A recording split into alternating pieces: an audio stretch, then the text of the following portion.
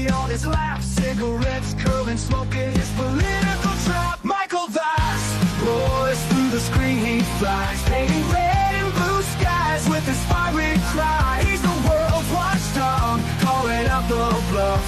Right-wing swagger, but his heart's pretty tough.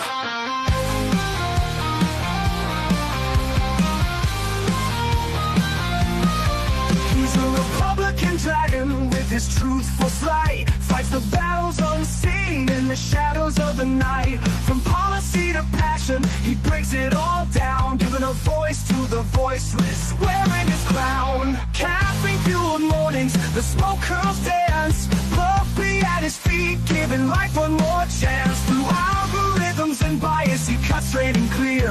Michael's roar echoes in the hemisphere. Michael Vast roars through the screen, he flies, painting red and blue skies with his fiery cry. He's the world's watchdog, calling out the bluff. Right-wing swagger, but his heart's pretty tough.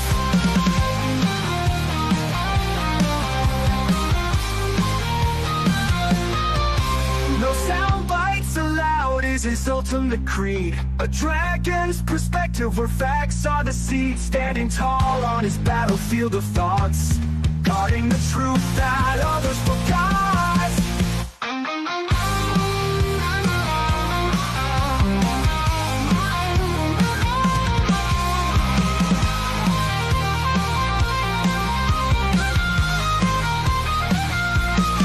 Michael Vast roars through the screen, he flies, painting red and blue skies with his fiery cry. He's the world's watchdog, calling out the bluff.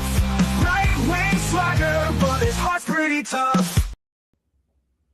Hello, everyone, and thank you for joining us. This is No Soundbites Allowed. I am your host, Michael Voss, the political dragon here in our offices in the Bronx, New York. Today is March 12th. It's currently 2:32. We are right on time, and I am happy to have each and every one of you with us. This has been a very busy birthday week for me. For those who don't know, my birthday was on Monday, April 6th. I did a 12-hour-long marathon live stream raising up money for the Jericho Project, and we had a great time, a lot of conversation, had some great guests. Larry Sharp came in, Charles Guaria joined us, even had Gonzalo Duran join us. It was a great conversation with each of them and with you throughout the entire 12 hours, because that's how I spend my birthday. I spend it with you, and I thought it went really well. Now, since that time, on Wednesday, I was over at Lehman College, and I was taping a community TV special, my second one. That was really interesting. And matter of fact, I think I have, yes, I do. And I can show you guys the image. There it is. And this was from our second special with, and this is with Lehman College, their community TV program. It came out really well, did really well. I enjoyed it.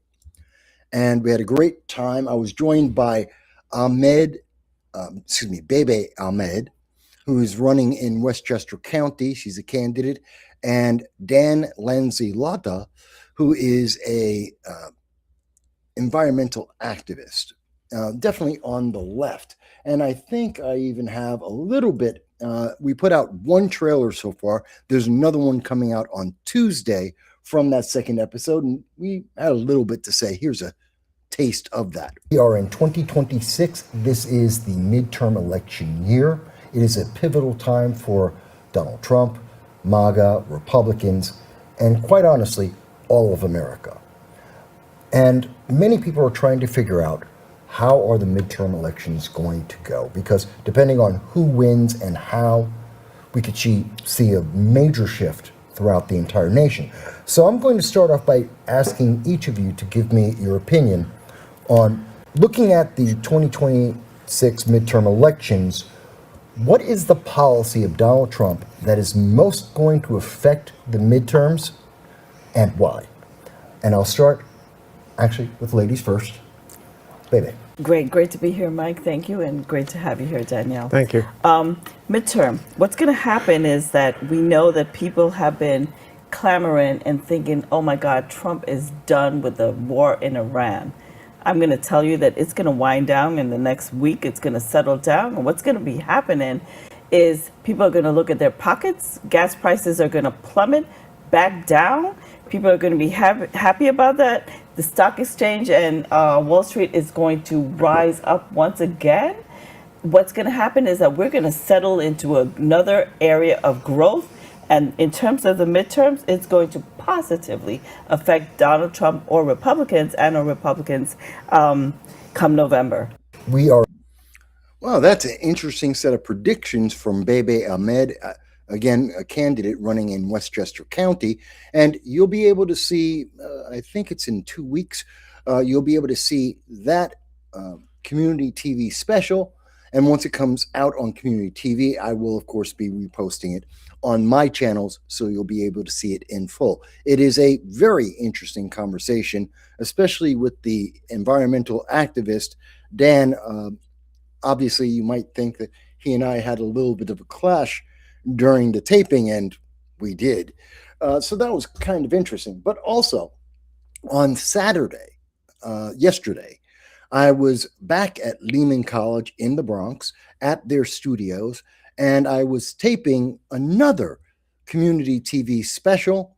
That was the third in this series, the current series, on Donald Trump and his policies, how they affect America and the future, the Trump presidency review of those specials.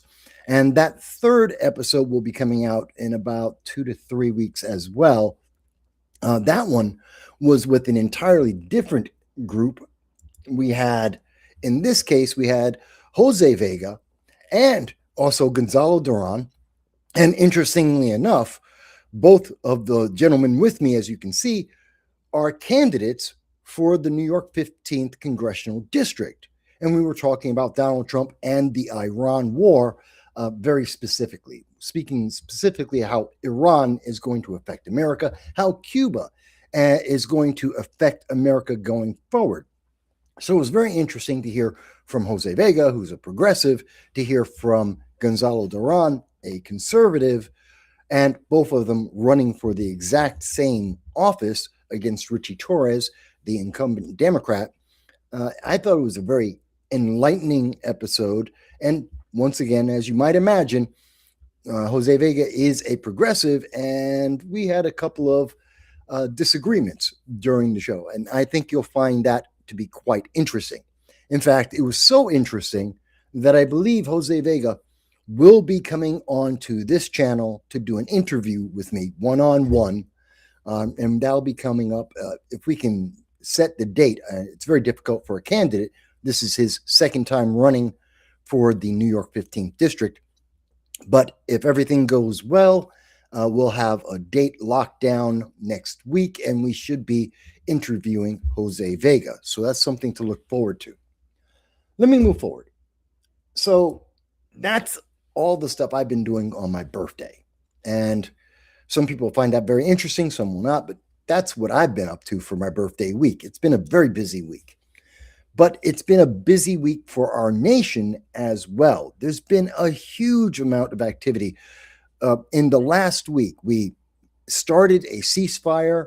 The ceasefire has now gotten into trouble. We've had some talks with Iran via Pakistan, which is the mouthpiece for China, as we have been saying. And now evidence is starting to come up from intelligence agencies around the world saying that China is in the shadows of this war, and they are trying to push forward their interests in this. We've talked about that on several episodes, and I'll talk a little bit more about that going forward today. But we also have things happening with Eric Swalwell out in California, and that's going to affect California politics as well as the midterm elections, possibly even 2028. It could have an impact on Gavin Newsom. We'll talk a little bit about that. We're going to be talking about the U.S. economy. Many people feel that the economy is really, really bad. In fact, the news media have told us that this war has been absolutely devastating, that every aspect of the economy as is collapsing under the Trump administration. Is that real? Is that actually true? We'll check out some of the numbers and look at that. Coming to the East Coast, there's a lot of activity that's going on in New York, especially around Zohran Mamdani, the mayor of New York, who is a communist, a socialist, self-described, and his policies, their various failures that we're seeing again and again and again. And even right now, he is speaking to an audience along with Bernie Sanders, another self-avowed, declared socialist, communist, who's a senator, and they're speaking right now trying to promote unions in New York. This goes along with the $30 minimum wage that they want to impose on New York City to further crumble the economy. I'll talk more about why I say that in a little bit. We have a lot to talk about, and I look forward to hearing each and every one of your comments. Please remember that you have the ability to reach out onto the program at any time and to leave your comments on YouTube, on Facebook, on Rumble, on X, and other platforms that we are on, and to tell me what you think about each and every issue, and if you think there's something that I should be talking about that I've missed, whether it's breaking news or otherwise, please let me know, and we'll be happy to talk about that. This is a conversation.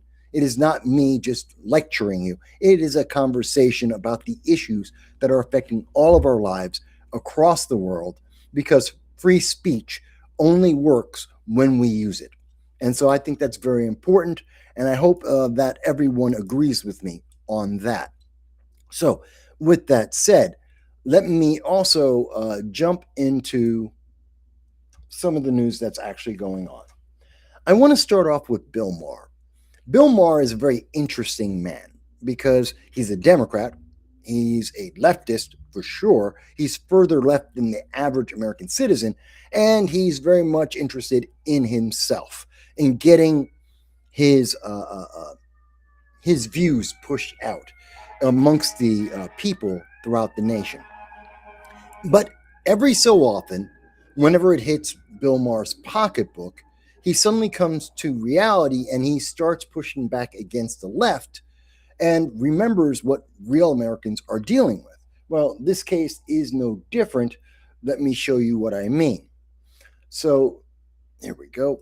And this is a clip from one of his most recent shows. This comes from the Joe Rogan podcast. They clipped this portion out. And I will. If you had to live in the Middle East. Now, this is a conversation that he's having in his after show. After his main show on HBO, he then goes and has another conversation in the green room with some of his friends on the left. Almost invariably, people from the left join him. And so he sits down, has cigars and drinks, and talks about some of the issues. And this is where we sometimes see not the showman, but the actual American, the actual person who has to deal with the things he talks about. On the show, he's very leftist, and then he sits down, and then he has a much more real and honest conversation about the problems that the left are bringing onto America. I find it quite interesting. In this case, he's speaking with Ana Kasparian. She is the female lead of the Young Turks. She's a massive leftist, except when she's affected. And people may recall that she started moving more towards the center right after she was the victim of violent crime. And suddenly, then she realized that police are a good thing to have around and that they have a purpose. They're not some demonic force that needs to be defunded. Well, in this clip, as you'll see, Anna is talking with Bill Maher, and Bill Maher makes a wonderful observation, and I think more people need to hear this. If you had to live in the Middle East, so tomorrow, Anna, you got to go live in the Middle East, where would you live? You can pick one city, any city. You can, as far away as, say, Pakistan. You could live in Karachi. You could live in Cairo. You could live in Amman, Jordan. You seem to love Lebanon. I mean, Beirut's nice when the bombing's not happening and the assassinations have stopped. Do you notice she hasn't said anything? She when he first posed the question, she was dead silent. She had no answer for him. And now that we're seeing her again, as he's giving her more examples of places that she can pick from, protecting her from being lost completely about cities in the Middle East. And Anna Kasparian has been doing political commentary about as long as I have. And so, and I've been doing it for 20 years. So she's a little bit less involved than I have been. But she's trying to figure out where can she pick that is politically safe. And now that we come back to her and he's given her all these examples of places she could pick, she's got a smug face on because she knows she doesn't have an answer. And she knows the question, honestly, is somewhat of a trap because there is no location that Bill Maher has mentioned in the Middle East that she as a woman could have the same amount of success. In fact, she couldn't live the same lifestyle. She couldn't wear the same dress that she is wearing now, but yet she demonizes America, Republicans, conservatives, MAGA. She demonizes America for giving her the freedom and success she couldn't experience anywhere else in the world. That's kind of interesting. But let's go on and see the rest of this. Or you could live in Syria. I hear that's wonderful in the summer. Well, we now have Al-Qaeda terrorists leading Syria. Or the Houthis, I'm sure, would make room for you. Yeah. Tel Aviv, or the West Bank, Ramallah, I think is wonderful for like a little, it's in the fall, it gets lovely. Where would you live? What city would you live in? Well, where do you think you'd be comfortable in that dress? I'm sure it would not be comfortable in this dress in any of the various Middle Eastern countries that have been. Did you notice she admits that there is no expectation, no possibility of having the same degree of freedom and liberty that she has in America, that she has in other countries, although she goes on virtually nightly on the Young Turks and denounces America, its values, its traditions, and the freedoms that only are available here in the United States. She acknowledges this, even though nightly she says, nope, that's not the case, and we have to become more open, we have to become more like the rest of the world. That denies her the very success and freedom she has right now. She knows this, and that's why she's got this. She has to smile to hide the tears, to try and make light of this reality and this realization. Let's see what else she says. Destabilized by You're not United States. You're not really blaming it on Whitey. Listen. Yes, she is. She has to turn this around. She has to make this against America. She has to go with the liberal left ideology. It can't just be that there are parts of the world, in particular in the Middle East, that she is promoting that are antithetical to feminism and to freedom for all, freedom of religion. She can't support that. She can't come out and say it because her ideology, the intersectional beliefs that she has, well, they don't work. They're not real. They are the benefit of living in a first world nation, in particular, the superpower of the world. Were it not for that, she knows nothing she has would be possible. But let's see what else she has to say. Are you? You're blaming Islam on Whitey? I'm not blaming Islam on Whitey. But what you're saying is we destabilized. That's why you can't wear that dress? Did we not destabilize? Wait a second. We were funding terrorist organizations in Syria during the Syrian civil war. Starting under the Obama administration. That's why Did that not destabilize Syria? No, what's destabilized? There's a literal Al-Qaeda terrorist. We're talking about your dress. Oh, why? It looks good. I know it looks good. You're saying you can't wear that dress in Syria because of Whitey destabilizing? I didn't say that. Okay, that's what it said. Okay, great. That's what it sounds. No, that is what she said. We just heard her say that.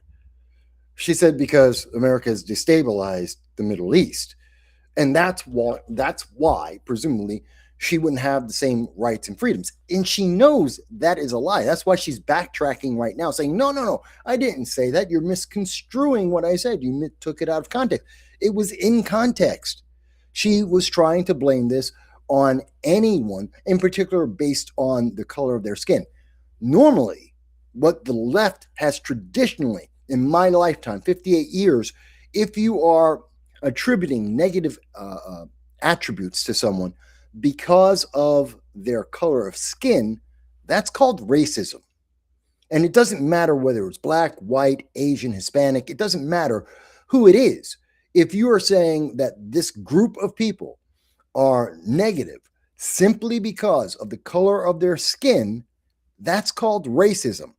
And Anna Kasparian has been blatantly racist on this program, trying to cover up the horrors of and terrors of Islam, the Iranian fascist government, and she's trying to cover that up with racism against white people, which is incredible to me.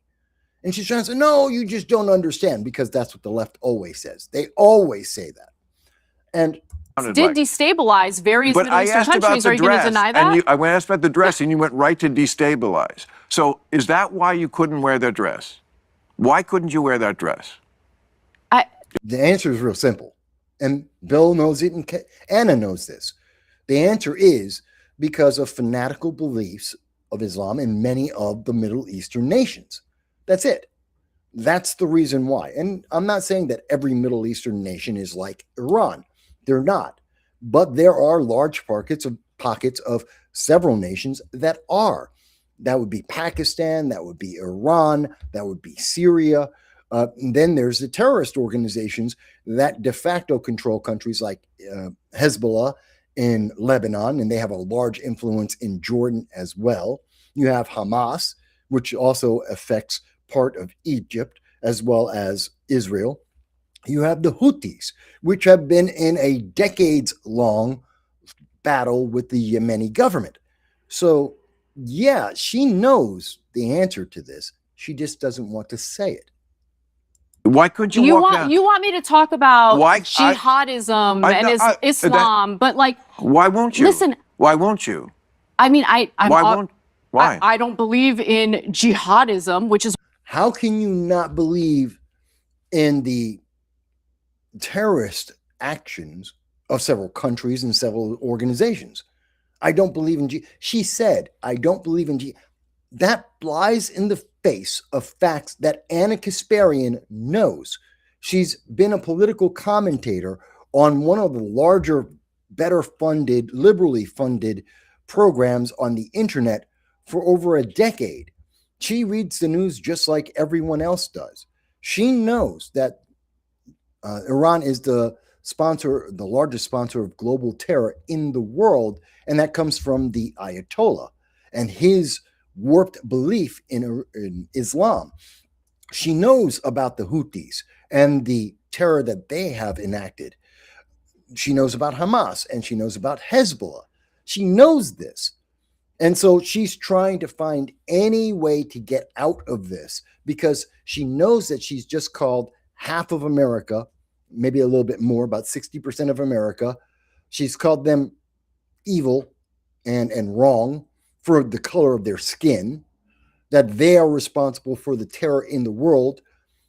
And she knows that's not going to play out well, not with the general public, not with leftists, and not with her base watching the Young Turks. Well, maybe some of them, but not all of them. The majority won't agree with this. She knows, and she knows she's a laughingstock with what she has said, and she's trying to find a way to get around it. Why I'm furious that the United States just had a freaking Al-Qaeda terrorist in the White House. Jihad. And now she wants to make it about the United States. It's about Donald Trump. Well, her statements don't make sense. She said it was white men and white people that are guilty, and then she walked that back. She says she doesn't believe in Islamic terrorism, which is a fact in the world and is irrefutable. And she knows she's wrong about that. So now she has to pivot to the one thing that she knows the left will get behind, and the one thing that will save her conversation. Oh, well, it's Donald Trump. Orange man bad. Which is the answer for everything that the leftists love to talk about. Every single leftist, every single time they go to that. Let me go back a second. I want to just bring this back a little bit. In my conversation, in my community TV specials, I've had 3 different leftists on. Cool Clay, I had Dan Lanzalotta, and Jose Vega. In every single case, the left wants to change the subject. They move the goalpost no matter what the question is I ask. They try and shift the question to something other than answering what I asked them. In every single case, they find a way to try and twist the conversation back to Orange Man bad, MAGA bad, Republicans bad. Every single time. And in every single case, they want to talk about their feelings, how they feel things should be, rather than what is going on in the world. Every single time, the leftists, whether it's Dan Lanzalotta, it can be Jose Vega, as we see, it could be Cool Clay. Every single leftist always does the same thing. And that is what we are seeing right now from Anna Kasparian. It's amazing. And this is the end of this little clip. Jihadism that is preventing you from wearing that dress. Are you saying every Muslim is a jihad? I don't think they are. Bill. Okay, why can't you wear that dress? Let's focus for a second. No, you won't answer this question. If you had to live... She won't answer the question. None of the leftists will answer these questions. And it's really sad. It's really, really sad. Now, Bill Maher also had another moment of clarity in his life. And I'll show you another clip where this is on his HBO special, and he has yet another moment of clarity, this time on his main show that most people do actually watch. And it's interesting to see this again.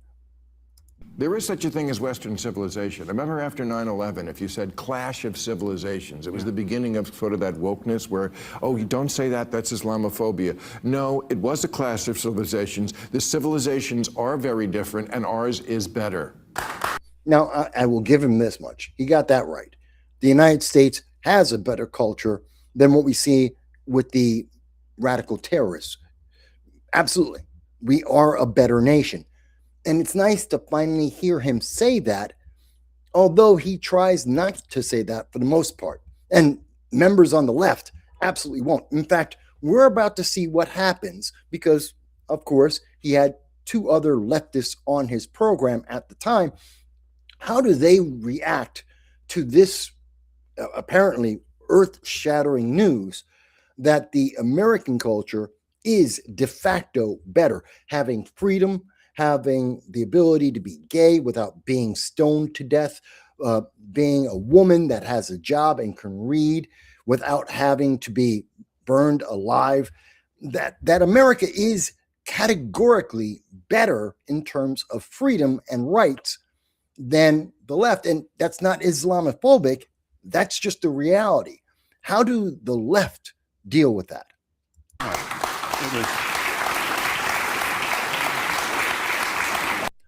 They're stunned. They're stunned.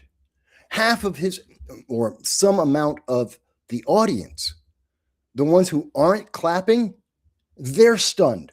The leftists don't know how to react to this apparently earth-shattering news. They're suddenly having to deal with the fact that, wait a minute, America's a much better place than what they've been taught at college, whether it's Columbia and Harvard or it's Binghamton University. Their college told them America's terrible, but yet in reality, it's not. It's one of the greatest places on the face of the earth, and I believe it is the greatest place on the face of the earth. And that the freedoms that they want, the culture that America creates and allows, is not duplicated anywhere else on the face of the earth, especially not in the Middle East. And these guys, they don't know what to say. They can't answer this because they can't say, no, the Middle East, the terrorist nations, they're better. They're not. Afghanistan is not better for gays, for women, for people of various colors, people of different religions. It's not better for any of them. You can say the same thing about Iran, probably in Pakistan as well, for the most part. There's a lot. there's no way to deny this. And they can't give that acknowledgement because that's good for Republicans, for MAGA, for President Trump. And they refuse to make any statement, even a statement of true, absolute fact, that acknowledges an opposing point of view. That is how bigoted their views are. And that's the correct term. They are bigots. They refuse to hear any other viewpoint other than their own. Let's hear them. And if you're not clapping, spend a week in a Muslim capital. You wouldn't last. Which is the truth. Which is the truth. And it's something that I've said many, many times. I've lived in a socialist nation. I've lived in Moscow a year and a half. I saw the food lines. I paid people to wait on the lines because I wasn't there like a Bernie Sanders on some kind of glorious wedding celebration, getting the elitist tour of Moscow. I wasn't like Jay-Z and Beyonce traveling through Cuba and getting all of the highlights or Obama. No, I was living every day for a year and a half in Russia, in Moscow, almost the entire time, just like any other person, being paid in rubles, paying my bills in rubles, paying other people to do some of my chores in rubles. Yes, I had to pay people to wait on 5-hour lines so that I could get meat and bread and eggs on a regular basis. I paid because I didn't have the time. If I had to go and wait on the line to get basic groceries, I'd have been there all day. I'd never be able to go to work. That's just the reality of what it was under communism in the Soviet Union. And there were many places that you just couldn't go with rubles. It's ridiculous. And I've talked about these things many, many times over the years. I've gone and I've spoken at colleges about this. And these guys on the panel with Bill Maher refuse to just say the truth because they have a political agenda. And that agenda is meant to drive every single viewer to vote Democrat. That's it. Vote blue, no matter who. Donate to the Democrats, no matter what. Give them power. That's the only thing they care about at the end of the day. And the truth is inconvenient, if not an obstacle that has to be surmounted in some way. And this is a great example of that. It just doesn't get much more real than that. Not because I think Bill Maher is a great guy. I don't. I remember when Bill Maher in 2019 said that he would be happy. Bill Maher, you can check this out for yourself. 2019, I think it was May of 2020, before the election, Bill Maher came out and said that any sexual abuses done by Joe Biden against women, they don't matter as long as Donald Trump loses. That in 2019, he, on his program, he said to the public that he wants there to be a recession. He wants Americans to feel economic pain and hardship because that would make them vote for anyone except Donald Trump, that they would vote for whomever is the Democratic nominee because he didn't like Donald Trump. That's how deep his Trump derangement syndrome was. And that's how bad he wanted, that he wanted a recession. Americans, millions of Americans losing their job, losing their ability to feed their families and themselves, losing their homes. He wanted to inflict that on America because he wanted a political advantage for the left. And now today, having seen what the left got him, seeing the difference today, he says, no, I was wrong. America's a lot greater a nation than he actually gave us credit for. It's amazing. So I don't like Bill Maher based on what he puts out there and his duplicity. But I do like when he does wake up from time to time, has a moment of clarity and says the truth.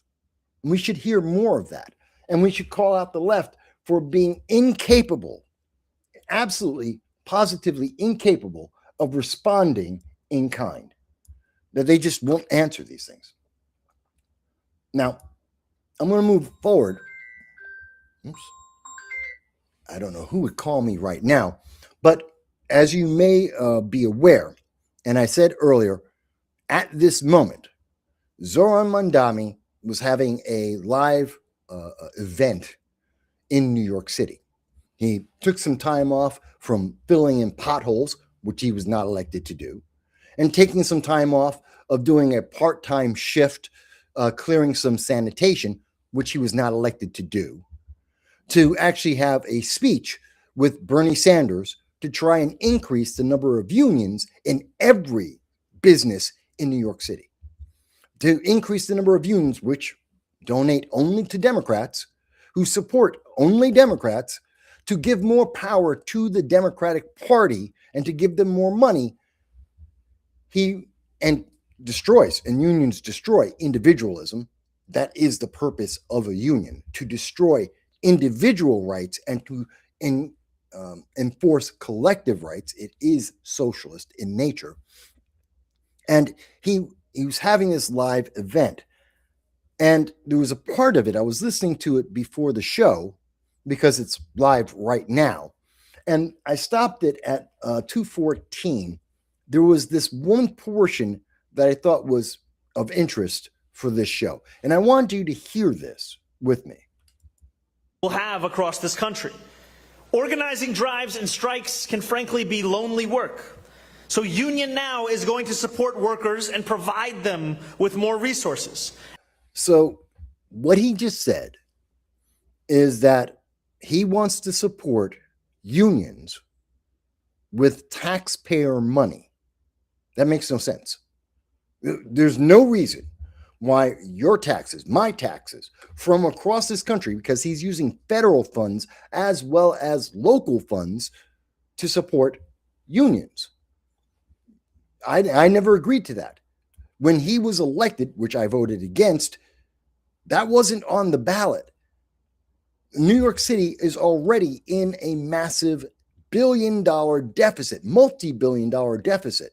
And he wants to take the dollars and the credit of New York City and New York State and use it to create something that is hyper-specific. If you're not in a union and if you're not unionizing that job, driving out individuals, then you gain no benefit.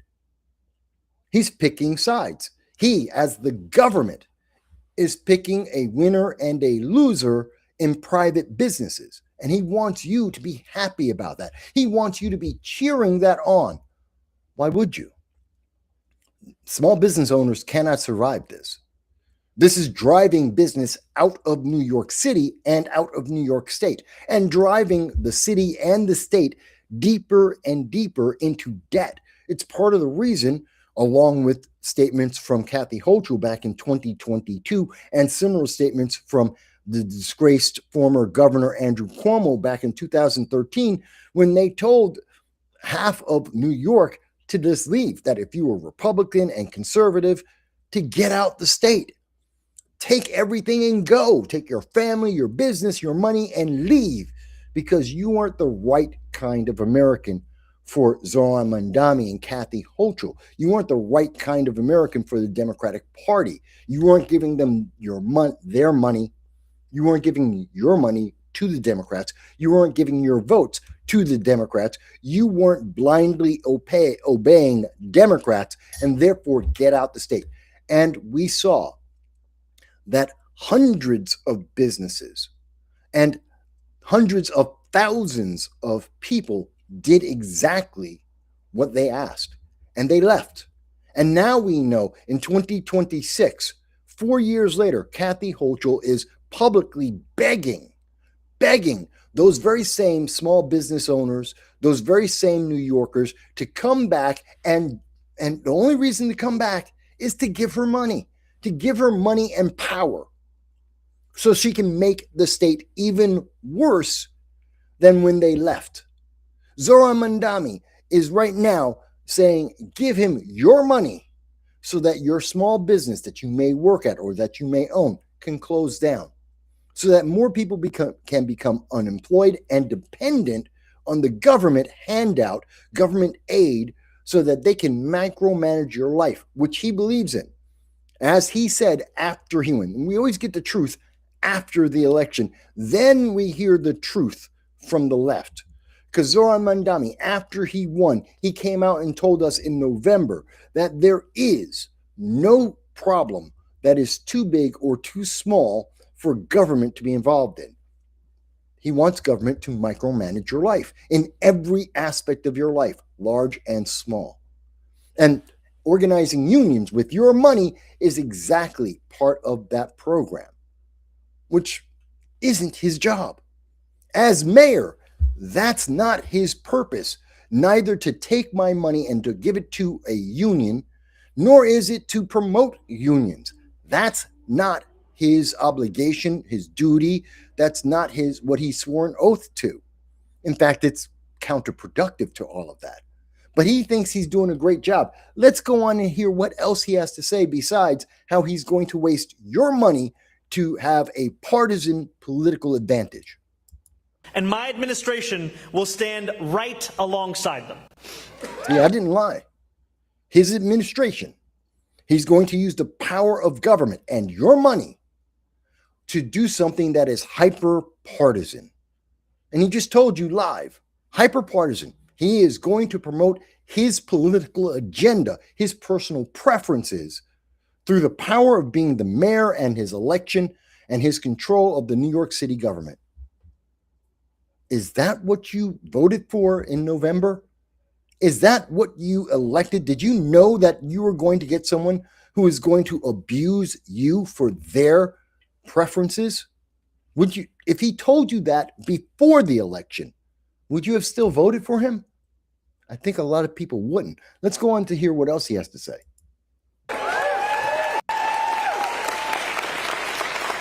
By the way, everyone who's in that crowd behind him, every single person is a union member.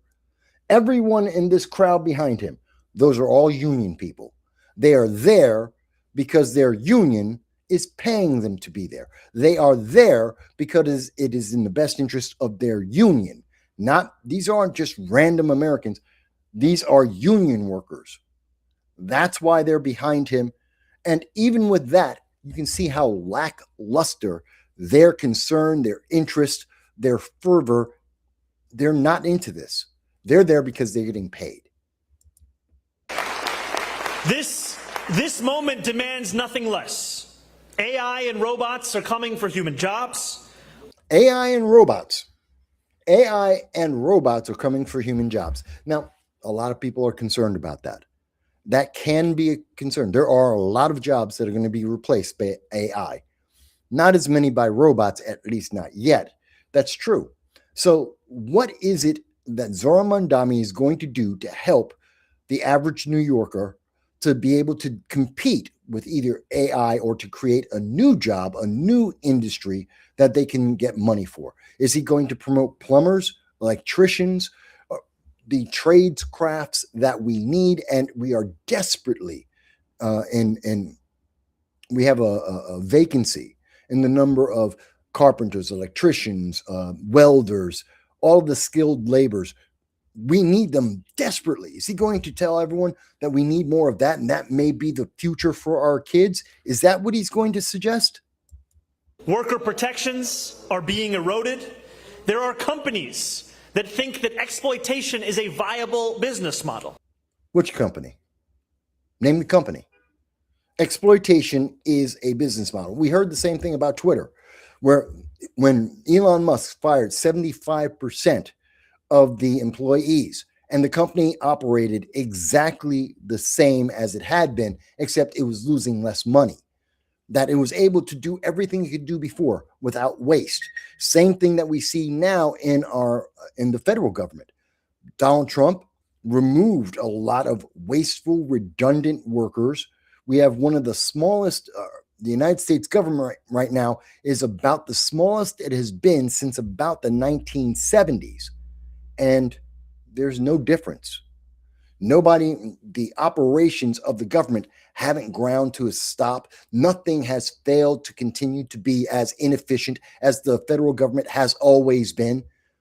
The lines didn't get longer. Nothing became more complicated. We just have less people that are pushing paper around, less bureaucracy, and as a consequence, less cost to the American public. Not that the government is skimping on paying and wasting money, but we're wasting a little bit less money and we're just a little bit more efficient than we have been in the past. That's a fact. So is Zohran Mamdani talking about any of that for New York City and for our future? No, he's not. They are wrong. I am looking out on a room full of New Yorkers who are spending their Sunday, their hard-earned time off. It's not their time off. These people are not spending their Sunday listening to Zohran Mamdani and Bernie Sanders, in particular, the people sitting behind him. They're not doing that out of the kindness of their heart or their support for a union. They're doing it because they're getting paid. But let's go on. Standing side by side with strangers they have never met, but care about all the same. That is solidarity. That is someone who's in a cult. That is someone who has no option. You're just a cog in the wheel. There is no individualism. That is collectivism. That is socialism. You don't get a choice. You have to stand by your neighbor. You have to work together. Even though you may be more efficient, you may be more effective, you could do other things, you no longer have that choice or that right because the government has taken it away from you. What Mamdani is talking about is authoritarianism. It sounds really nice. It's very flowery. It's very, he delivers it in a very enigmatic way. He's got a lot of personal charm, but he's talking about enslavement to the government. He's talking about enslaving millions of people. That's what he has said. Those are the words that I have just played for you. And he thinks that people will go along with it because they're not paying attention to every word. They're glossing over it. They're just hearing him on the surface. And he knows that the news media clips, they're going to try and clip only the most vaguest of his statements in the best highlight. They're going to quote him in the best way possible that will lead people to vote for Democrats in 2026, which is the whole point of this event, is to get people to vote Democrat, to donate to Democrats. That's why he's on stage with Bernie Sanders. He wants more members for the Democratic Socialists of America. He wants more of the Democratic Socialists to be in Congress. He wants more power for his political faction, and that faction believes that you have no agency, you have no individuality, that you must obey them and do whatever they say, and they will make the decisions for you because government is always right, and government, which created all of the problems you dealt with, will be the solution. Here's something mind-breaking for some on the left, something they may not have dealt with before because no one in the news media will say it. Every problem in New York State, every problem in Chicago, every problem in California and in Boston, that's all Democrats. Every single one of those cities and most of those states, every single problem that they have encountered for the last half century. Let me say that again. The last half century, 50 years, if not longer, all come from Democrats and Democrat policies. Democrats don't control New York State and haven't had any say whatsoever for 23 years. And even then, we didn't have the power of government in California, in Illinois, in Boston. Some of these places you're talking about going back 75, maybe 120 years of nothing but Democrat control for in some places up to a century. Republicans, conservatives, libertarians, third parties have had zero voice in the governments. Every single problem is a problem created by Democrats that have only, every time they have promised they will fix the problem, they leave out that they created. And that's what Zoran Mamdani is on this stage telling you. Oh, well, don't worry. Become a socialist and we will fix the problems that their social programs, that their socialist ideas have created for decades. It's not the Republicans' fault. You may not like Republicans. You may disagree with Donald Trump or any other Republican. You may think, Mike, you're a Republican, so you don't get it. Throw that out the window. Who's in charge of New York State? Who's in charge of California? Who's in charge of Chicago and Illinois? Who's in charge of Boston and Massachusetts? Those aren't Republicans. And it hasn't been Republicans for half a century, up to a century. We're not the problems. It's not me being a Republican saying, oh my God, it's because of Democrats. Democrats bad. I'm not saying that. I'm pointing out the truth that Zoran Mamdani doesn't want you to think about. He's trying to tell you that, oh, well, the Republicans are bad and Orange Man bad. MAGA is bad.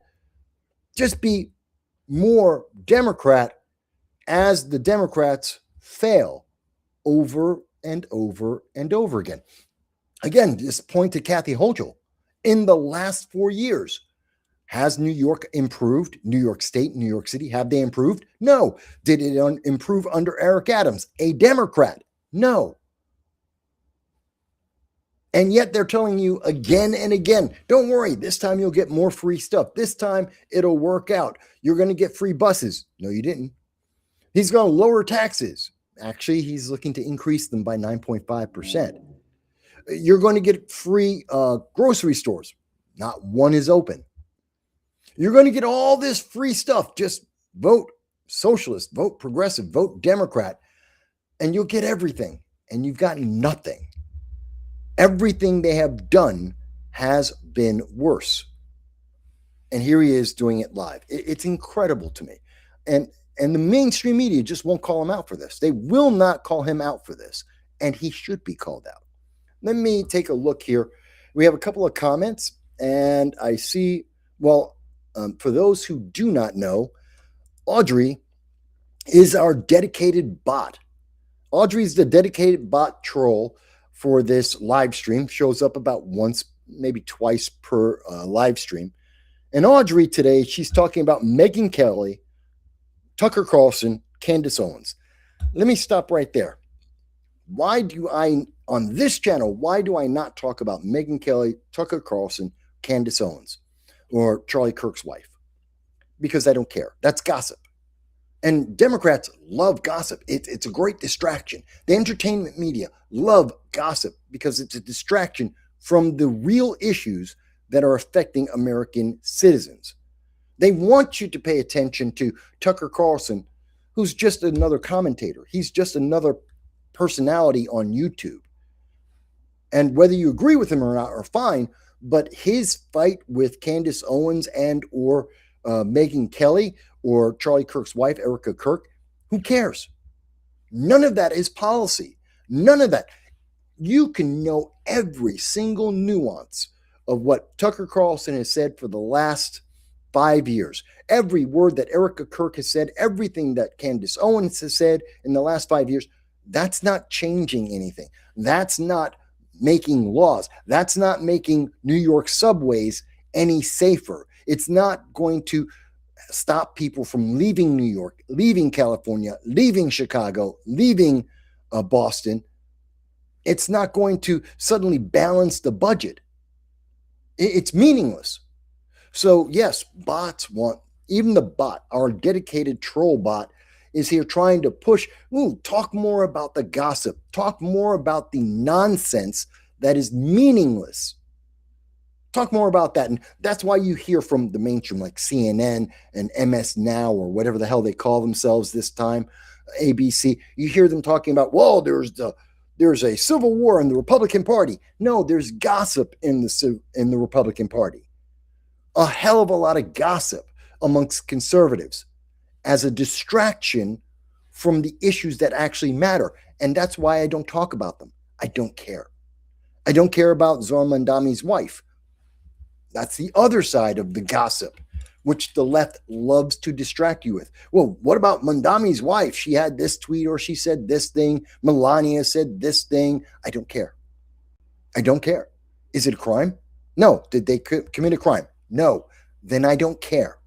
They didn't commit a crime and they weren't elected to any office. I could care less what they say.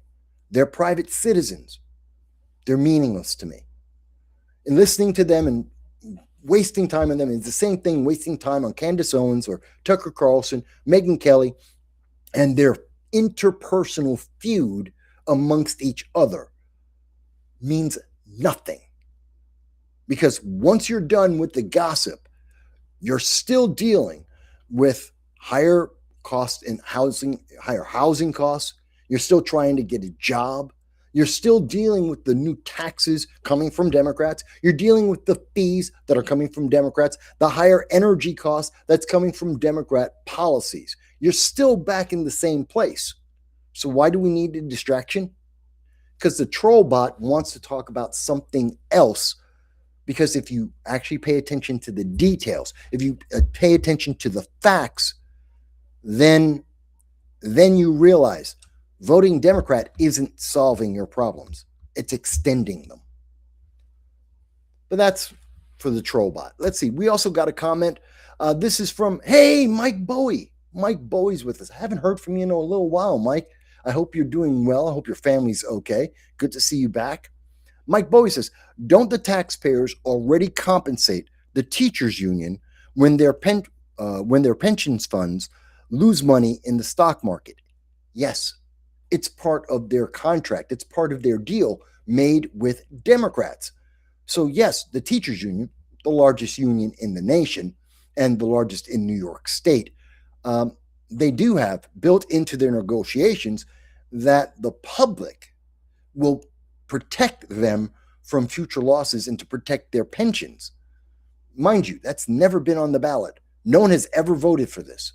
This was never a choice for the average person. We didn't get to say, well, yeah, the teachers deserve that. Maybe they do. Maybe they don't. You've never had the chance to vote on it. You've never had the chance to hear from what the average person in New York City thinks about that. Not once. Democrats, the Democrat Party made that decision. And isn't it odd that the teachers union is the biggest donor to the Democratic Party and to Democratic candidates, especially in New York State and New York City? So New York City and New York State, they guarantee to protect the teachers union and their pensions, and the teachers union kicks back money to the Democrats. It's a pay for play scenario. Even as the rest of the state is falling apart, even as in New York State, we spend over $40,000 per student. That is the most in the United States. That is, I believe, in the top 5, if not the top 3 in the entire world. Almost no nation, and definitely nowhere else in the United States, spends more per student than New York City, New York State and New York City. No one pays more for each student, $40,000. And our kids can't read, they can't do math, they can't read a clock, not a digital watch, an analog clock on the wall, 2 hands. Big hand is the hour, small hand is the minute. This is something that kids have known for centuries, for decades, and kids can't tell time. They can't do math. That's why our cash registers are computerized and do the math for them. In fact, in many businesses, the machine will actually give out the change because they can't trust the cashiers. Students, people who have been trained by the public education system to actually do the math and to give out proper amounts of change. That's the failure that we're dealing with, the magnitude of the failure. You're right, Mike. You're absolutely right. They are being protected and they are being supported. And it's great for the teachers union. It's horrible for everyone. Students aren't benefiting from this at all. Thank you for the comment. Let's see.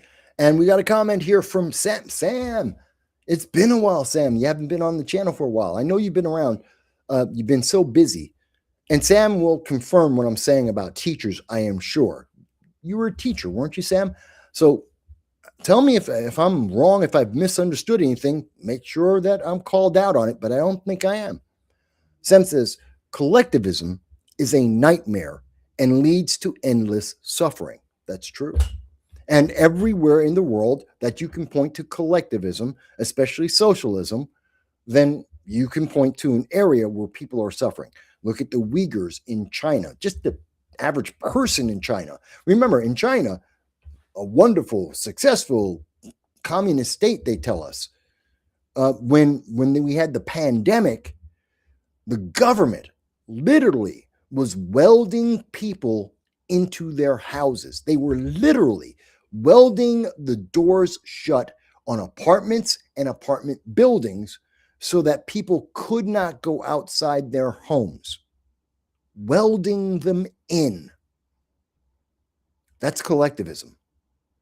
That's what you get from collectivism. Because you couldn't complain and you couldn't argue, and the government was always right no matter what the government said. And the government said, you have to be welded into your house for something that was airborne, and that 99% of the population would survive unless they were very old or they had a series of other medical issues, a bunch of comorbidities. Those were the only people who were being affected lethally. And that's not a small number, but at the same time, is it worth welding people into their homes? We now, in hindsight, look back at that and go, that was insane. That was crazy. Wear 5 masks on your face. You have to stand 6 feet apart in the same grocery line, as if that would protect you from something that is in the air. Every time people breathe in, breathe out, it's in the air. The masks that literally many of them were homemade, just a piece of cloth over someone's face that was protecting no one. The masks that most people were wearing were not capable of stopping the virus from being spread through the air. This is the truth. And we've now come to the other end of that. Look back at it. Look at what the very same left, the same Democrats, forced this on you and said, you can't work. You can't speak to your relatives, your parents, someone who's in a hospital, someone who was dying. You couldn't see them. You were forbidden from even worshiping. I remember we covered at the time several news articles where there were times during the pandemic in Chicago, in New York, other blue states, where people would go to church in their car, rolling up with their windows rolled up, and they were in a parking lot with their pastor speaking on a loudspeaker into a parking lot filled with cars, with parishioners in their cars with their windows rolled up, and that was considered illegal. That was considered a danger. Mind you, at the very same time, if you were walking down the street and you wanted to protest BLM, you didn't need to wear a mask, and you were allowed to go and protest for BLM. You were allowed to protest and burn down the city for George Floyd. But if you wanted to go and pray, well, that was illegal. You can't go out and pray in your car with the windows rolled up. But you could definitely go out and protest George Floyd and burn down the city. And you don't need a mask for that. And we have video of that exact scenario happening over and over again. Look back. I've been doing this channel for over 20 years. You will see, I have the video, I have the news articles, I have the events. It's a fact. Yeah. And this is the leftist government that Zoran Mamdani is telling you, you got to obey. We need more of it. We need even more collectivism, even more socialism, even though it doesn't work. And it has never worked anywhere in the world, ever. Not once. But I'm the bad guy for telling you the truth. I'm the guy who's, in trouble, and I'm doing the wrong thing for pointing out facts that are absolute truth. It's amazing. It is truly amazing. So that's Zoran Mamdani. I know, but a lot of people are more concerned, and you saw it on my thumbnail, that people wanted to talk about Eric Swalwell. We're going to get to him. Oh, well, before I do that, I do see I have another comment here. This is a comment from Sam again. Oh, you're on YouTube now. So you were on Facebook, and great. I'm glad that people are watching. By the way, regardless of what format you're on, please do like, share, and most of all, subscribe. Help us to get to 5,000 subscribers. That's it. Costs absolutely nothing. Help us to get to 5,000 subscribers. Like, share, subscribe. Sam goes and says, you are 100% correct on the teachers' unions. Told you, folks. When Common Core came out, Sam pointed out flaws and was told, quote, you're done in this profession, end quote. You have to obey. The union mandated collectivism, no individualism. Is it flawed? It doesn't matter if it's flawed, because the government said so, because the union that donates to the government said so. It doesn't matter if it doesn't work. It doesn't matter if it's flawed. You have to obey. Sam goes on to say, 10 years later, many states left and or changed the standards from Common Core because Common Core doesn't work. Let's be honest, folks. You may not agree with everything that conservatives believe. You may not agree with everything I believe. Our math, which is based on ancient Greek mathematics, it's been around since Egypt. And we were able to get a man on the moon. We were able to put satellites in the sky. We created the internet and the cell phones that we all use right now with the ancient math. Common Core has led to nothing. It hasn't innovated. It hasn't made things better. It hasn't made it easy. Math is math. And the old way of doing math was perfect to create the comforts and the quality of life we have today. And yet it's not good enough, according to the leftists who say, no, we can make it better. And they can't. And because they didn't. That the government said, well, you have to do this because you have no choice. You have to teach these kids these new ideas, even though they're not as productive, even though they're not as efficient as what has worked for humanity for over 1,000 years. And yet you have to vote blue and you have to be more and more progressive always, because progress at all costs. Vote blue no matter who. Doesn't make any sense. It just doesn't make any sense. Let's see. We have a comment. Sam goes on to say, thought unions were there to protect teachers and students' voices. Boy, I was really wrong. Just another wing of the DNC. Yes. And to be fair, in the 1930s, when they first started to create unions, there was a purpose. Small kids would work in coal mines and they would have jobs, industrial jobs. Okay. And we needed to stop that. There were a lot of safety hazards during the early industrial age. Part of it because the technology was brand new, and part of it was because there were some abuses out there. Unions made sense, shrinking the work week a little bit, which was also part of industrialization, but they helped to modernize that system. That's true. That's the 1930s till the 1950s. Since then, from the 1960s to today, Unions are just a big corporation. There is no difference. And I dare anyone on the left to explain why unions today are any different than any other kind of corporation. They're more political, perhaps, but they're nothing but a corporation. Unions are there to make money. It's not about improving the quality of life. They don't. We already have the safety standards. We already have the regulations. They really aren't improving that aspect of a worker's life. They're not. They're demanding more money, absolutely, which then gets collected in fees for the union that makes a profit and takes some of that profit and kicks it back to Democrats that makes sure the unions can never go out of business. But the union itself, its original purpose to protect the workers, doesn't exist. They don't do that anymore. But no one's willing to say that. They said, no, but got to have a union. Well, yes, you want a higher pay, but that also destroys a bunch of jobs. And it's helping to perpetuate a partisan political agenda. It's not actually because the union is going to do something good for you. It's just not.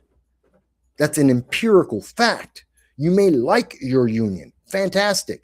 It doesn't mean the union's doing anything except getting you a bigger paycheck. And along with that bigger paycheck, you pay more fees to that union. And the union doesn't ask its workers, hey, do you want to donate to a Republican this year? No, they guarantee you they're going to donate exclusively to Democrats. Exclusively to Democrats. They don't even ask you. It's no longer your opinion. It's supposed to be a union, it's supposed to be a collective of people. It's supposed to do something for all of the workers. It's supposed to be able to have feedback. It's supposed to be better than government at paying attention to the needs of its employees, of all the people in that union.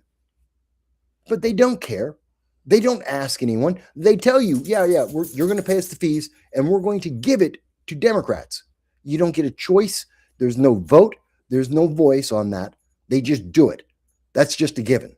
And you don't get to say, but I don't want you to take my fees and give it to a Democrat.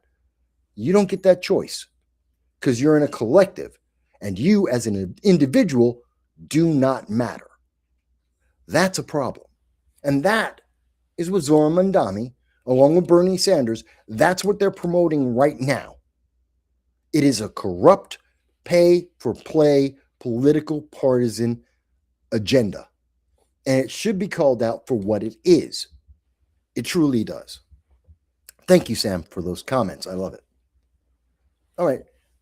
Again, if anyone disagrees, this is an open forum across the world. If there is a Democrat across the world, a leftist, socialist, anywhere in the world that they want to argue with me about this, let's have that debate. Let's have that discussion. I am more than happy to do so. If there is any elected Democrat that would like to come onto this program and debate me on any issue that I'm speaking about, I will be happy to put you on live so that I cannot alter the context and we can have the conversation and we can go 12 hours in a row if you want. I've done 12-hour shows. I just did one on Monday.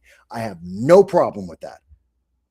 And I've been making that request week after week for 9 years in a row, and the left will not take me up on that.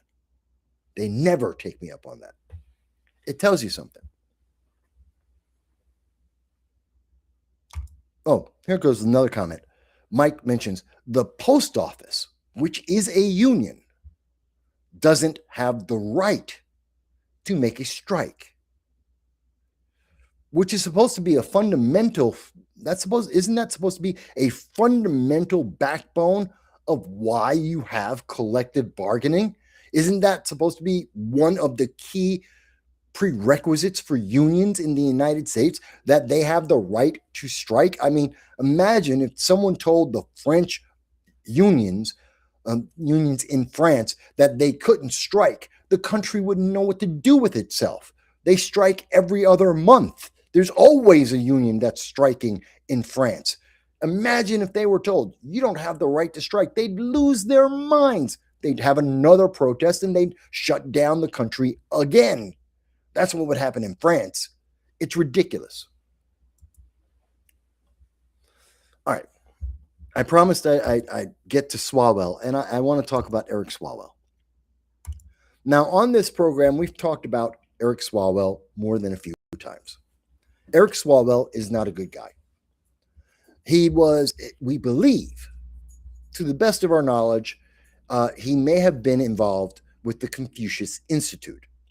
That is an organization that comes from China. The Chinese government, the Chinese Communist Party, has sent out the Confucius Institute to teach about China at colleges throughout the United States and around the rest of the world.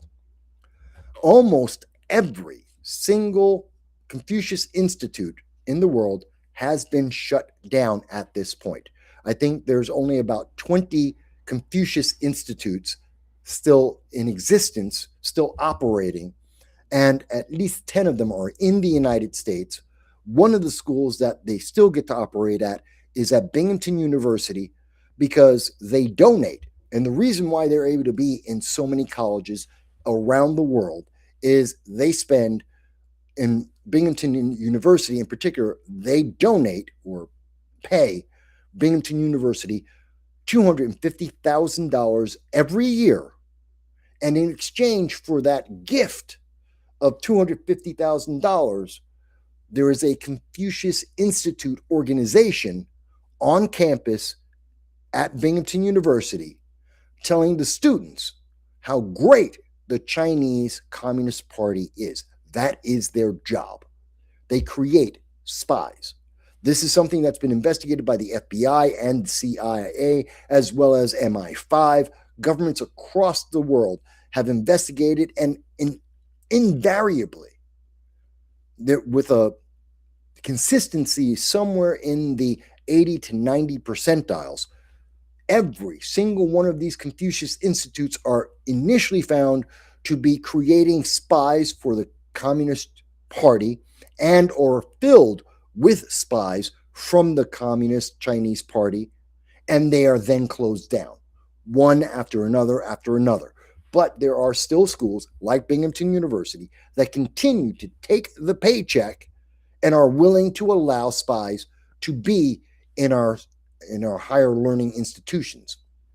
Eric Swalwell went to college, and of course there was a Confucius Institute at his college. And it is theorized that that is when he met Fang Fang. Now, you may remember Eric Swalwell and Fang Fang. Fang Fang, who was a key member of Eric Swalwell's all of his election campaigns. She was there by his side, helping him get elected to Congress and to get reelected to Congress. She was a Chinese communist spy, and he was sleeping with her. And we know that. That isn't an if, it's not a maybe, it's not my belief. That is what the FBI has determined and came out publicly and stated.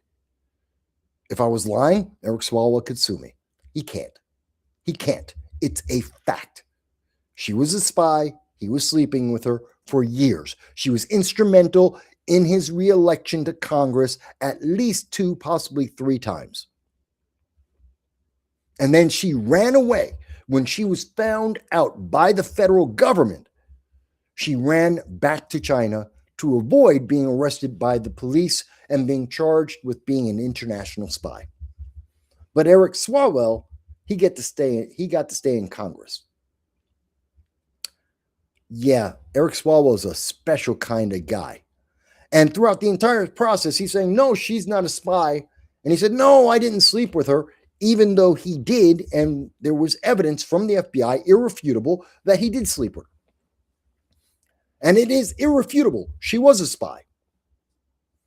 But that was glossed over by the mainstream media because Eric Swalwell was an up and rising star in the Democratic Party.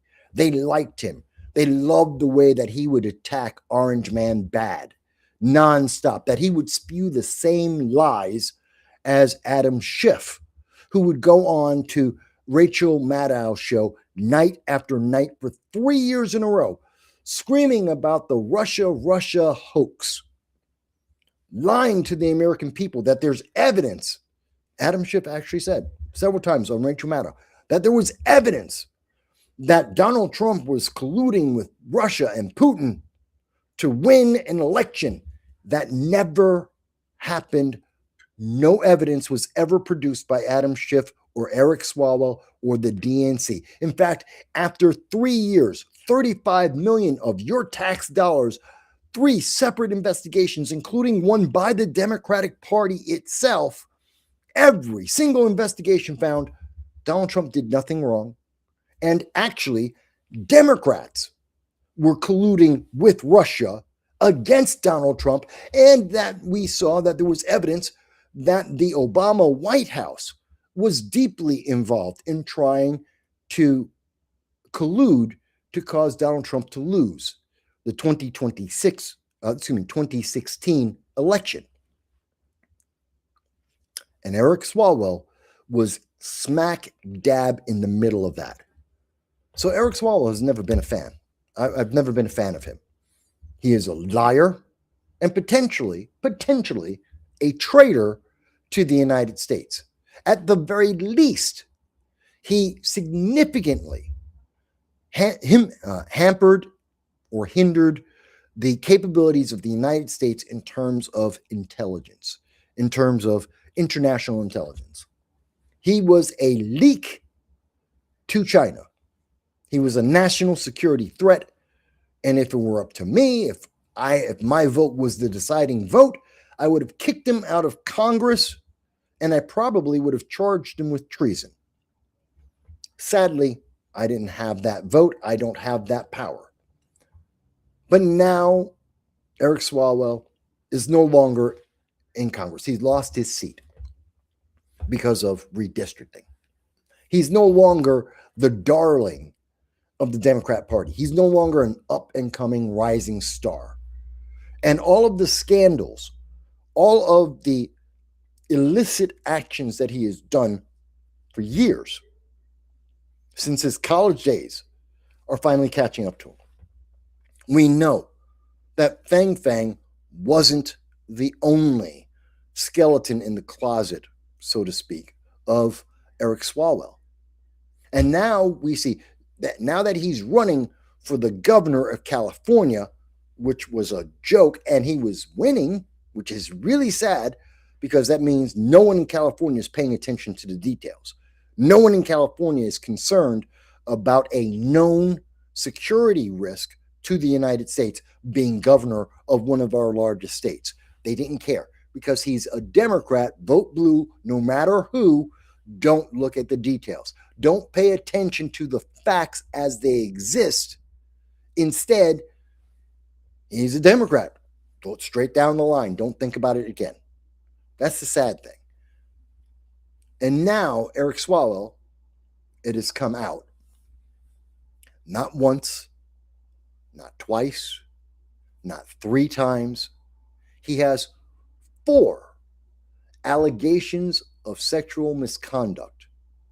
I believe 2 of the women have named themselves. Eric Swalwell has come out and said, no, it's all anonymous. This is just politics. There's not one real person in the group. They're all anonymous. It's all made up. 2 of the women, as I recall, have actually put their names behind it. They have been publicly accusing him of committing crime. It is now being revealed that Eric Swalwell manipulated the laws to be involved in human trafficking, possibly sexual trafficking. His nanny, who is from Brazil, illegally was in America and working for Eric Swalwell and alleged to have had sex with Eric Swalwell because she had no choice, because she was a sexual human trafficked individual. In other words, a slave. I know. Oh my God, but Mike, you keep saying that word slave. It's not the 1860s. Slavery did not disappear from the world after the American Civil War. Slavery exists today. It is bigger today than it has ever been in the history of mankind. 44 million slaves in the world. We call them human trafficked individuals, child trafficking, sex trafficking. That's slavery. The progressives, the academics, they can't go to sleep at night when they hear the word slavery because they can't get the image of Kunta Kinte out of their mind from the Roots movie from the 1970s. They can't go to sleep because they think back to the 1860s. That's not modern slavery. That has not been the history of slavery in the world. And yes, it appears, as has been reported, Eric Swalwell had a Brazilian slave, potentially sex slave, that he kept as he was raising his kids right there next to his wife. And he was a member of Congress. Do you think that might have had something to do with the Chinese government? Do you think that they either directly may have had that woman as one of their confidants, that maid, or that they would use her existence to blackmail Eric Swalwell to get confidential information about the national security of the United States, because Eric Swalwell was, under Democrats, in the Intelligence Committee. And now he wants to be governor of California, giving him access to even more national security secrets, more public information that could be accessed by any spy agency in the world that knew about his human trafficking, his sexual abuses, could blackmail him at a moment's notice. This is the problem when we don't ask questions. This is the problem when the news media glosses over what is violations of law because of political expediency. That's the long-term cost. How many people were enslaved because Eric Swalwell got a slave himself? How many people have suffered around the world because Eric Swalwell had a bunch of mistresses and he didn't want anyone to know? How many national secrets for the United States were leaked out by Eric Swalwell that we don't even know about yet? And he was going to be governor of California because he's a Democrat. It's blue. Vote for him no matter what. You got to vote for him because he's a Democrat, because orange man bad. Do you see how that ideology just doesn't make sense? How it does not benefit anyone? Orange man bad. Yeah, but Eric Swalwell has a slave. Yeah, but Donald Trump. It's Donald Trump's fault. It's Donald Trump's fault for Eric Swalwell having a sex slave in his house. It is Donald Trump's fault. It is MAGA's fault, the Republicans' fault, that Eric Swalwell was sleeping with a Chinese spy for a decade, and she was getting national security secrets, giving it to the Chinese government. That's the fault of Republicans? Please explain this to me. And whenever you ask the left to explain these things, they can't. They just go, I'm just not going to talk to you about this. I can't talk to you. You better. Somebody should be talking about this. I've said this for going back to 2019, 2018. I've been talking about Eric Swalwell from the moment we found out about these things. From the moment I found out that he was potentially connected to the Confucius Institute, I have been speaking about it on and off for years. You don't have to believe me. You can look back on my videos. Look up the Confucius Institute. It's on YouTube. It's on Rumble.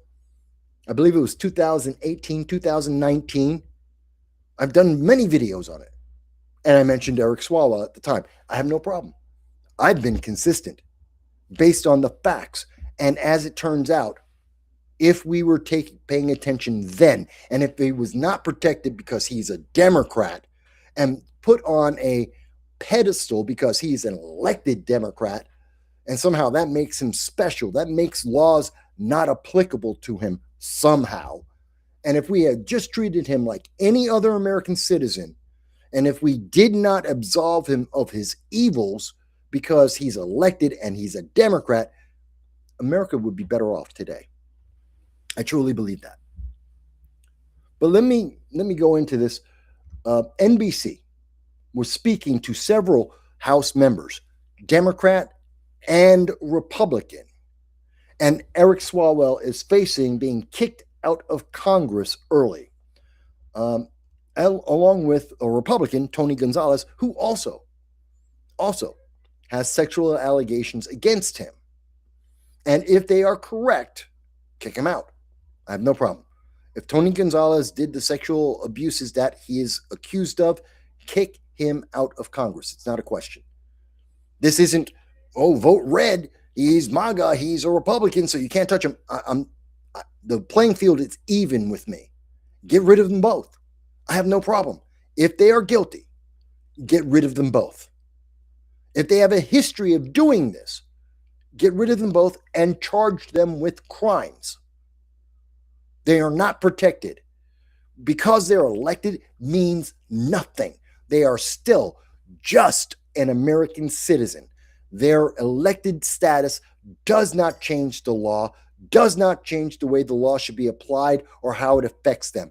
They should be as guilty as anyone else. If they have committed these crimes, get rid of them. And by the way, for anyone who goes, well, Mike, you know what, Eric Swalwell, he's a Democrat. You're just saying this because he's a Republican. Democrats said if you are accused of a crime against a woman, you're guilty. Democrats said that. They said that about Kavanaugh, Supreme Court Justice Kavanaugh. They said that about dozens of men in various industries.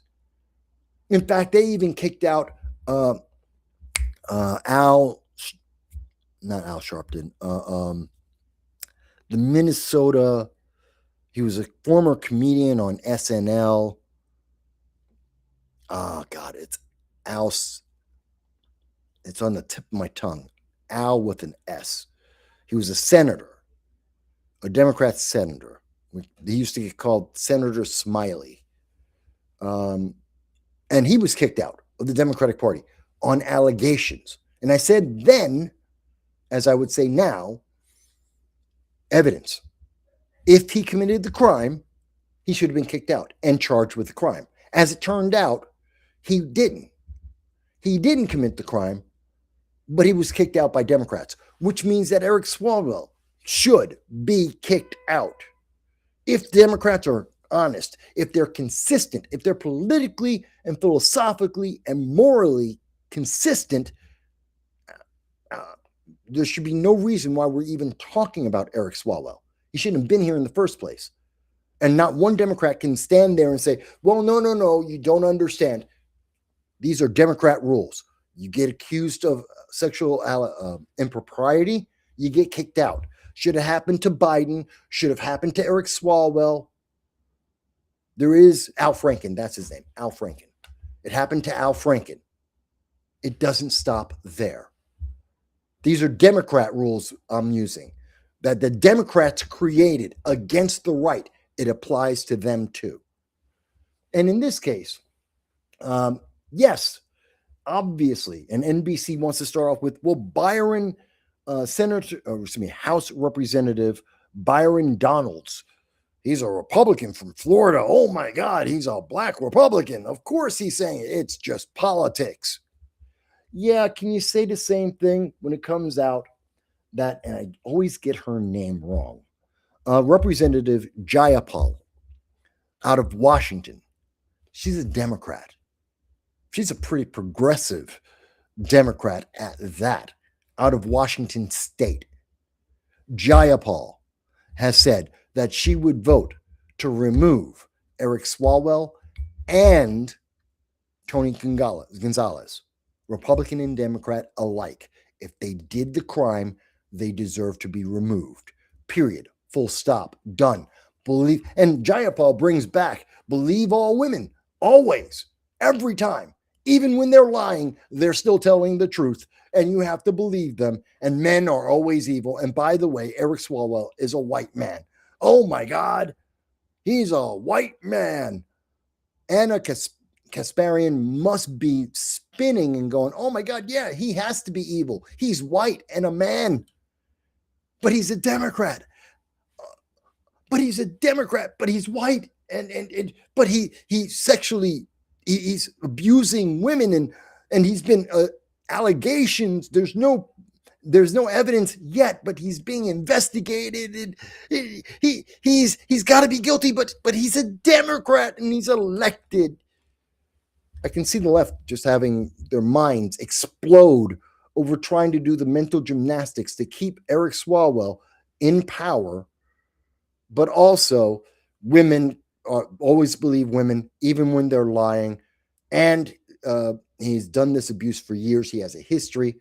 The mental gymnastics that the left does, I cannot compare to. I can't even understand it. It is amazing. This guy is such a bad person. And by the way, it's not over for him because even though this is behind a firewall, according to the BBC, Manhattan prosecutors are looking to investigate abuse claims as well as in California. So this is just escalating.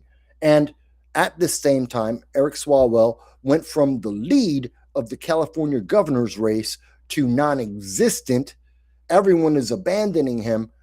But sadly, that means Katie Porter, a woman who is known for on camera actually abusing her staff, has now somehow come up because why? Well, she's not a white man. Katie Porter isn't a white male Democrat. She's a white female Democrat. So her abuse against her female staffers, not really the same thing, is it? I think it is. I think should have been kicked out of the race last time when we first found out about Katie Porter on a national level. She should have been kicked out. The videos of her abusing her staff, plus the allegations from behind the scenes from whistleblowers, should have ended her career. She might now because of Eric Swalwell, she might become governor of California. I will never live in California again. Never, never. Horrible state. Horrible government. Okay, let me go back. There's a couple of comments, and I didn't forget about you guys. I saw you. So we have a comment from Hal. Hello, Hal. Good to see you. And Hal, thank you for jumping in on my birthday. I appreciated that. Hal says, seeing that you're live, do you have any way of tracking news as it's happening? Not really. I mean, I can, but I don't. To be clear, I set up a lot of clips, often somewhere between 15 to 30 different news items and articles and video clips before I ever go live. I collect them throughout the week, a couple hundred of different articles and news stories and video clips, and then I weed it down to somewhere around 15 to 30 before I do the show. And then I go into looking at any breaking news, and then I do the show. I don't really get a chance to check as the show is live to really pay attention to breaking news. I rely on you guys. That's part of the thing why I say this is interactive. If there's something that's happening that's breaking news that you think is important or I need to know about, put it up in the comments. Say, Mike, you should be paying attention to this. Why don't you talk about X, Y, or Z? I'll be happy to check it out and to bring it up on the show. I have no problem with that. So to answer your question, I know it's a little bit long, but I do have the capability to try and bring up breaking news. I don't have the attention span, to be fair. There's already 30 different things I'm trying to get to and to speak about. And then if I'm also checking constantly on what's the breaking news, it breaks the flow, it distracts me, and I lose track. But that's the honest answer on that. Hal goes on to say, you have a story wrong with Swalwell and the nanny. Well, the last thing that I had heard about Swalwell's nanny, if I'm incorrect, and you know what, I will double check. Give me a moment.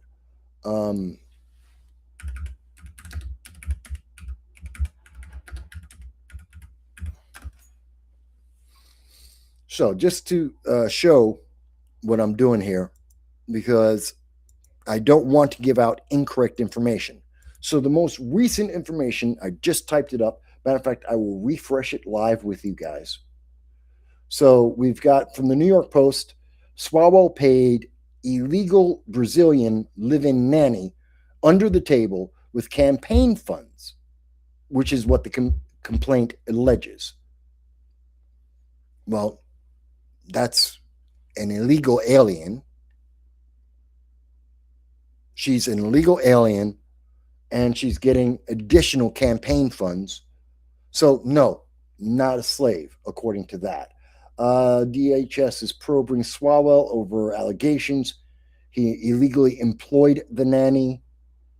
Let's see. Amid Eric Swalwell's sexual assault row, report alleges California Democrat broke the law. Let's go to the news overall. Again, this is off of Google. You're watching it live. Let's see. Campaign funds while she lacked work authorization. She's an illegal alien. Illegally employed. She was an illegal alien. What we know about the illegal Brazilian nanny. So some of the stories we're seeing now, and I forget the exact, and I don't have the link to the exact story where it was suggesting that Eric Swalwell was having sex with her. If you're saying that that isn't correct, again, these are allegations, and there's a lot of news breaking today. The story is changing as the news media is going through this, as these allegations are coming up, and as we're seeing investigations get started. Hal had gone on to say that the nanny story is that he was paying her under the table. Well, she's also an illegal alien. She's an illegal alien to start with. So that's the first thing. And that is why some news, perhaps they're conflating, perhaps they have other information, but some news reports have come out, or at least initially were coming out, alleging that the nanny was not just illegally in America, but that she was human trafficked, that she had no choice. She could not leave employment with Eric Swalwell, which made her a slave. She was human trafficked, and that was her being bound to him. So she wasn't just an illegal alien, and it seems she was being paid, as we now see from several reports, as I've just brought up on Google, several allegations, including the investigation apparently from New York, is looking into that she was receiving campaign payments, which is illegal, on top of the fact that she was an illegal alien. And yes, it is separate that there were 4 women that accused Eric Swalwell of sexual assault of varying degrees. That's true. So now, and Hal goes on to say, but if you're trying to grow your channel, you should be ready with breaking news. I do have breaking news, but the news keeps going and my show goes for 5 hours. So there are other developments that go on while I'm live. So, and I do it. And I do this weekly. I've been doing this for 20 years. I don't claim to be, you know what, Hal? If I had an entire staff, if I had a staff of people like many of these organizations, Young Turks have an entire staff, Steven Crowder, you look at the left or the right, they have an entire staff to keep them abreast of breaking news. They have the technology. The mainstream news media have 10,000 employees. They have all the equipment. Fantastic. I am one man and I am poor. And I'm trying to get to 5,000 subscribers. I don't have the capability to do it. I do the best that I can. I'm not embarrassed. I'm not ashamed. I'm not sad to say it's not perfect. And that I don't have the latest breaking news.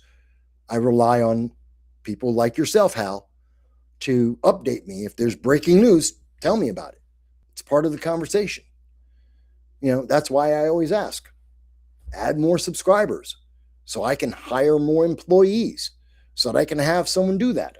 If people want to volunteer and become moderators so that they can, Hal, if you want to be a moderator for the channel and you can just watch nothing but the breaking news so that I always know about the latest breaking story, fantastic. I'll take you as a moderator. I'm not going to pay you. I don't have the money. I can barely pay myself. I am impoverished as it is. But if you want to volunteer to do that, fantastic. I got no problem.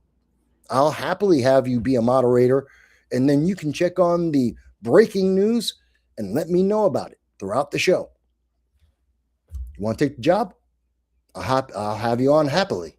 I got no problem with that. I'm not perfect. I admit that. Viktor Orban has lost his election in, Orban was, where was he? Orban. Why am I blanking on the country for Orban?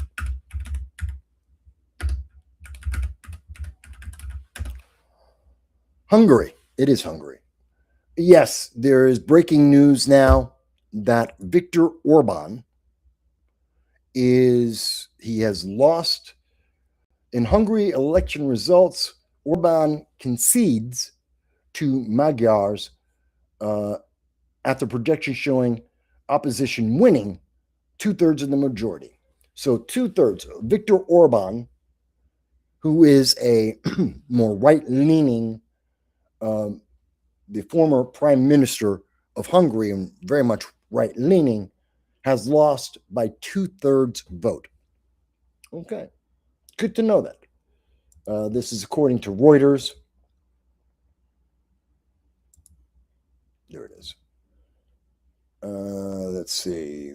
National Prime Minister, his ruling party appears to be over after 16 years of having leadership. He's already conceded 2/3 majority vote, and many in the EU are happy to see Viktor Orban out. He was slowing down funding for the, So Viktor Orban was responsible for restricting money going from the EU to the Ukraine to help them fight against Russia. He was trying to get some perks for Hungary, and he had some conditions. He had problems with that conflict between Ukraine and Russia. And so he was holding back EU funding. So now that he is out, there you go. Hal mentions, well, see, folks, I offered Hal the job that he could moderate and do live news updates. He said no. Okay. It's not that, again, folks, there are limitations on any one person. And Hal, you know that as well. You can have a channel. It's difficult to stay up on every news item, and I don't pretend that I do. I have the things that I've set up, and I cover them as best I can. But I'm also thankful that I have an audience that is well-informed and keeps up to date. Because it isn't about just believing whatever I say. No one should take whatever I say 100%. I don't expect you to. I want you to question it.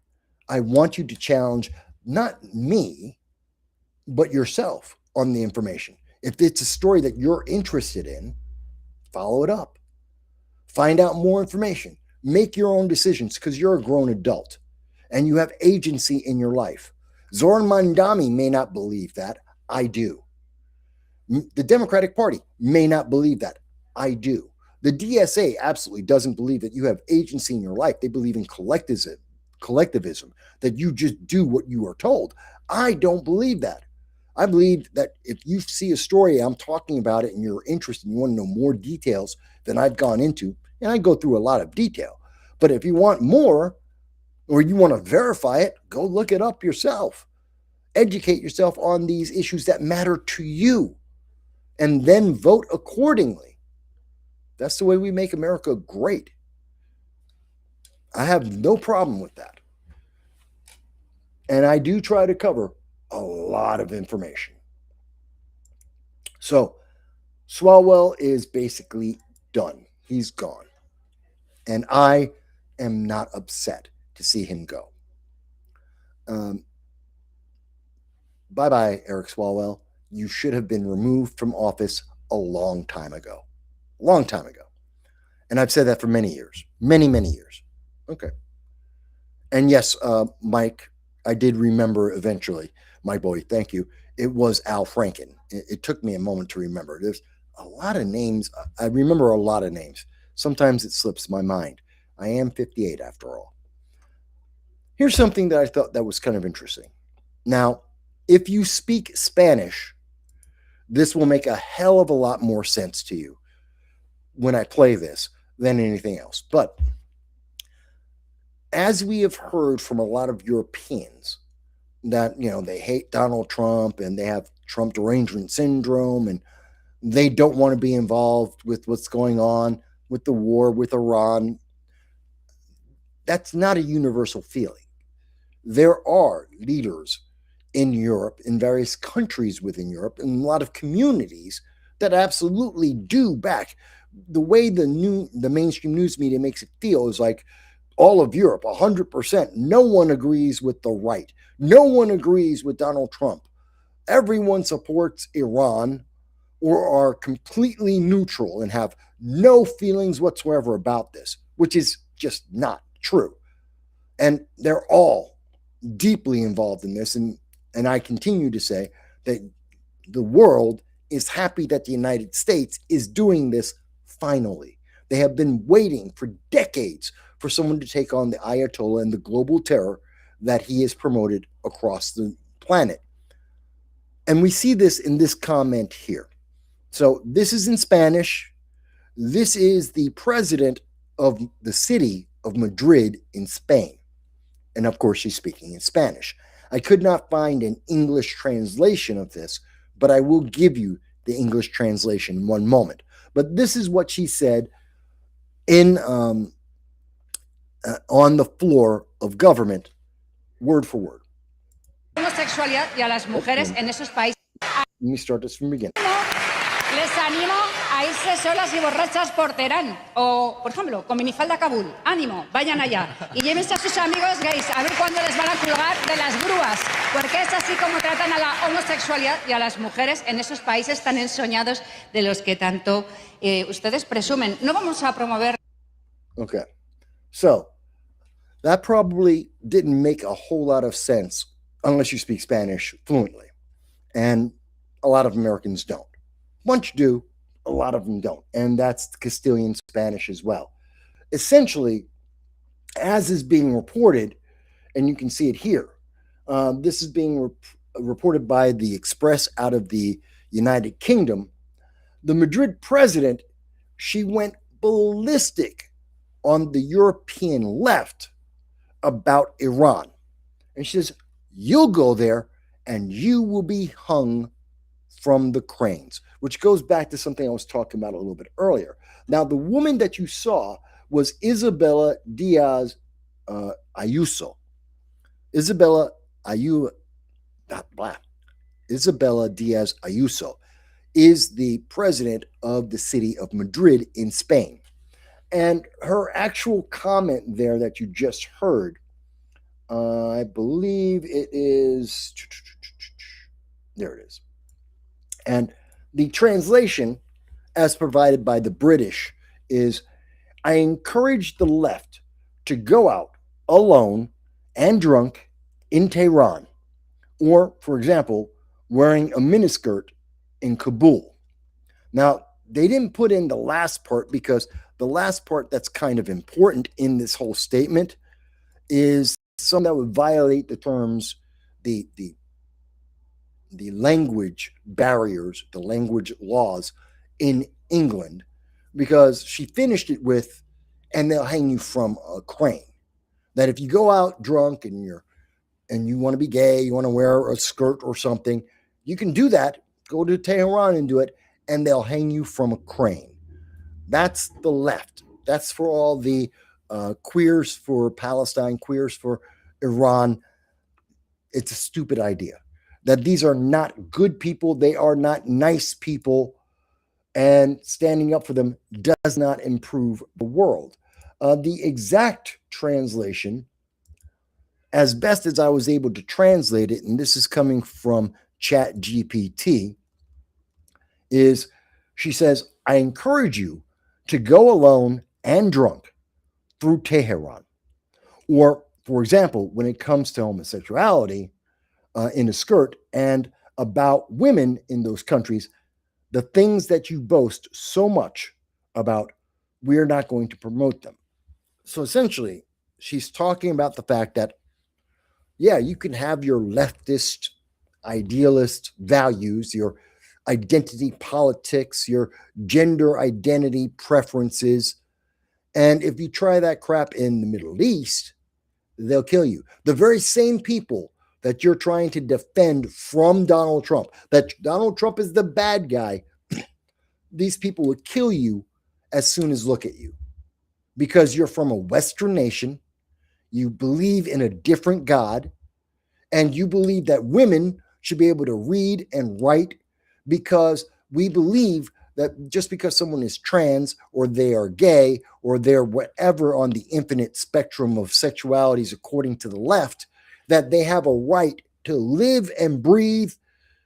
And no, Iran doesn't believe any of that, and they will kill you dead because of it. That's why they're leading sponsor of terror in the world.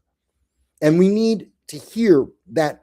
We need to hear this, not just from the president of the city of Madrid, but from all the other parts across Europe and around the world that agree in principle with the United States, with MAGA, with Republicans, with conservatives, that agree that you should have a right to live and live your best life as long as you're not harming others. To live the way you believe you want to live because you have agency. But yet, because it's Donald Trump saying that and not, I don't know, Barack Obama, now you're going to get all of these people on the left have been trying to demonize Donald Trump and to make it more difficult for the United States to do the things they need to do, like fight terrorism, global terrorism. It's harder to do because the left is trying to tear down Donald Trump, not considering that as you do that, you are supporting global terror. You're supporting the Hezbollah and Hamas and the Houthis. You're supporting the Ayatollah and the Taliban. You're supporting ISIS in these actions because they are connected and they do impact each other. Donald Trump is fighting against the Ayatollah and the IRGC to reduce the amount of terror in the world. And part of their terror is the capability, we fear, the capability of creating nuclear weapons, but also their mass production of ballistic missiles, including missiles that we now know have the capability of reaching London, which means they can hit pretty much every city in Europe. And those can be weaponized with dirty bombs or various weapons of mass destruction, nuclear, biological, all of that. And they would be willing to do it because they want everyone else dead. If you don't believe what the Ayatollah believes, they would rather see you dead. And we've heard that from Hamas. We've heard that from Hezbollah. We've heard that from the Houthis, who are all trained by Iran. We've heard that from Iran, the Ayatollah, and the first Ayatollah, the second Ayatollah, and probably, if he's still alive, the third Ayatollah, have all echoed these same statements. Again, you don't have to vote Republican. You don't have to be a card-carrying member of the Republican Party. You can be third party, conservative, libertarian. You can be a Republican. You can be a Democrat. I don't care. That's your choice. That's how you vote. But understand the consequences of who you are supporting and what that means. Every time we are tearing down Donald Trump in his effort, which you may not like, and maybe you don't agree with it, but I believe the global terror represented for the last 47 years by the Ayatollah and the current fanatical theocratic government of Iran has been and is an existential threat to every country on the face of the earth. That needs to end. And the sooner that does end, the safer we all are. I was asked a question about this. I was talking to a couple of leftists yesterday, privately, and they brought up, well, I don't understand why it's such a big deal. How is it going to improve my life here in the United States? Well, if you have less terrorism in the world, that means that there's less need for the same level of defenses militarily. That's less military spending. There's less intelligence spending in the world. We don't have to have as many spies trying to break up various organizations. You have less fear of known and suspected terrorists coming into the United States trying to kill Americans in the United States.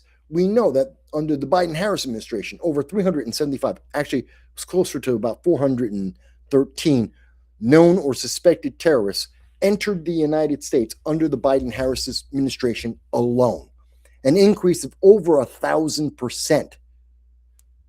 And they are still here, and they created more cells. We've seen that some of the operatives from these terror groups were like the two kids, 3 weeks ago, at Gracie Mansion. They were there, they were trained, they aligned with ISIS. They were making homemade grenades, shrapnel grenades, and they were using them against police, against members of the right and the left, looking to kill all of them. That's a threat. And if you get rid of the main global sponsor of terrorism, you reduce the number of teenagers making homemade fragmentation grenades trying to kill every American. It's a self-preservation. It's that simple. It's not that hard to figure out. And so, yes, this has a long-term benefit. It saves us money. It saves lives. And it's not just doing it for the Americans, it's doing it for every country in the world. That makes everyone's life better. And that means everyone can live together a little bit easier. There's a little bit less fear in each and every country in the world. That makes negotiations just a little bit easier. And maybe it inspires fewer people to try and do copycat terrorism around the world, because they understand that the ultimate goal, the ultimate outcome, is their elimination, that they will lose power. They may even lose their lives. Is that worth it? And many people will say no. And therefore, the world gets safer, because those people don't take those radical extremist actions like they did at the bar in Austin, Texas, like we've seen at some of the schools, colleges across America. The 5 acts of terrorism in America by fanatical Islamic terrorists. Does it not make sense? And I'm always surprised by so many people on the left, or people who don't like Donald Trump, and they don't think about that. It's not about Donald Trump. It's about America. And I've been saying this from the beginning of this war. It's not about Donald Trump. It has actually very little to do with Donald Trump, other than he has the will to make this happen. He was the only president, Republican or Democrat, that had the will and perhaps even the political opportunity to actually do something about the Ayatollah that the world supports. They just don't want the blame. They want the result. They just don't want to put in the effort, and they don't want the blame, because multiculturalism. They want a virtue signal. Well, screw the virtue signal. Virtual signaling doesn't make anyone's life better. It doesn't. Never has. You know what makes people's lives better? Actually doing something. Actually being accountable for what they do. That's what makes people's lives better. And that's what we're seeing right now. Do I agree 100% with the way that the United States has dealt with Iran? No. Is it something that needed to be dealt with at some point? Yes. Has the problem gotten worse because we waited 47 years before ever addressing it? Yes. And we know that from the mere fact that if Iran was building ballistic missiles that could reach London, eventually they would have ballistic missiles that could reach the United States. And they have made it very explicitly clear on a daily basis that if they could drop a bomb on New York or Boston, Chicago, Idaho, California, anywhere in the United States, they would. They've made that very clear. Very, very clear. And I take them at their word. So we need this. I wanted to see it resolved as quickly as possible. I want it to be resolved as simply as possible. Bebe Ahmed, this week, as I showed you in the clip earlier, when we were speaking about this on the community TV special, which you will see soon enough, I think she's a little bit too optimistic. I think this war is going to last 3 to 6 months. I think by August, it should be over. It could go longer, and if it does, that will be a problem for for Republicans. And Republicans will probably lose seats for the 2026 midterm elections. It's quite possible. I don't think this is a forever war. It hasn't been styled as a forever war. We're not looking to take ownership of Iran and to have a puppet government while we maintain bases there. That is, or at least it has been, the structure of the forever wars we've seen recently. We're talking about Iraq, we're talking about Afghanistan, 20 years in each, and we've seen that that doesn't work. The problem, and you can even go back further than that, going to Vietnam, perhaps even Korea. The problem is the United States, we won the war, the actual physical fighting, the capture. We won it all. And then didn't follow up politically because we had a bunch of leaders that didn't have the will, the balls to actually follow through, which is why I have always said, and I will continue to say, if American troops put their feet on the ground in Iran, then we are now fighting to own Iran. The win condition at that point is that Iran becomes the territory of the United States. And in 2 generations, they get to decide if they want to be independent or a state, or they want to be a commonwealth like Puerto Rico. That's what we are fighting for if troops put their feet on the ground. Until that time, then what we are looking to do is to give the opportunity to the Iranian people to rise up and to actually have agency in their lives for the first time in 47 years, to actually be able to have the government they want. And many of them have identified they don't want the terrorist government they have. And we should encourage that and give them the opportunity for that. Not everyone will agree with that. That's okay. But it is something we should be talking about. It should be something that we are considering and encouraging, I truly believe, because the opposite only increases the net amount of terror in the world, which benefits no one. Now, guys, we've been on for about 2 hours at this point. And we did I finish up with that? Yeah, and we just finished the international portion, some of the breaking news as we started the show, and the international news. Obviously, we'll talk more about Iran in a little bit. We talked a bit about Eric Swalwell as well. We still have a lot to talk about in terms of New York, in terms of the economy, in terms of, well, there may be a draft coming, and a lot of people haven't talked much about that. In fact, there was a change in the prerequisite for a national draft. There was a change in the law that a lot of people haven't talked about yet. We're going to be talking about all of that. But as many people may be aware, I have a 15-year-old dog. He has Cushing's disease, by the way. That's one of the latest things we found out, which is, God, that's so expensive. I don't know how I'm going to pay for it. Got to get a job, another job.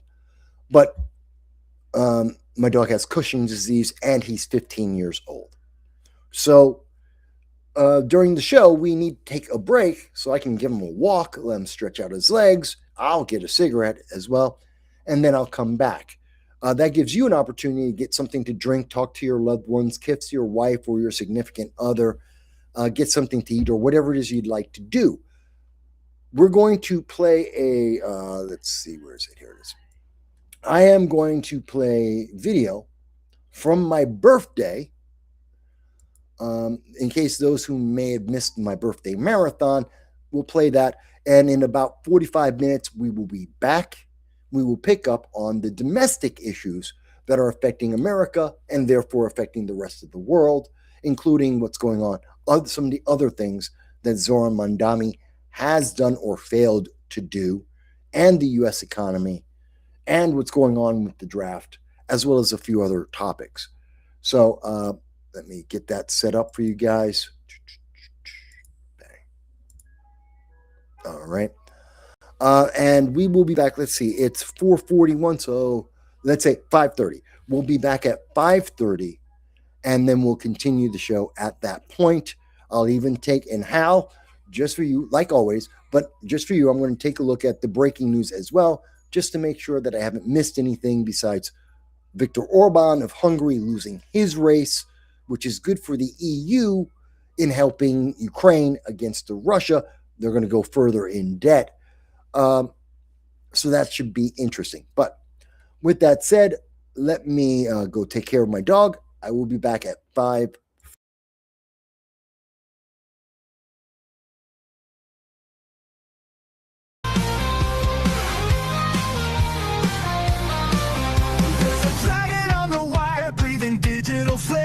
No sound bites allowed is the name of his game. With a coffee in one hand and his puppy on his lap, cigarettes curling, smoking his political trap. Michael Vass roars through the screen.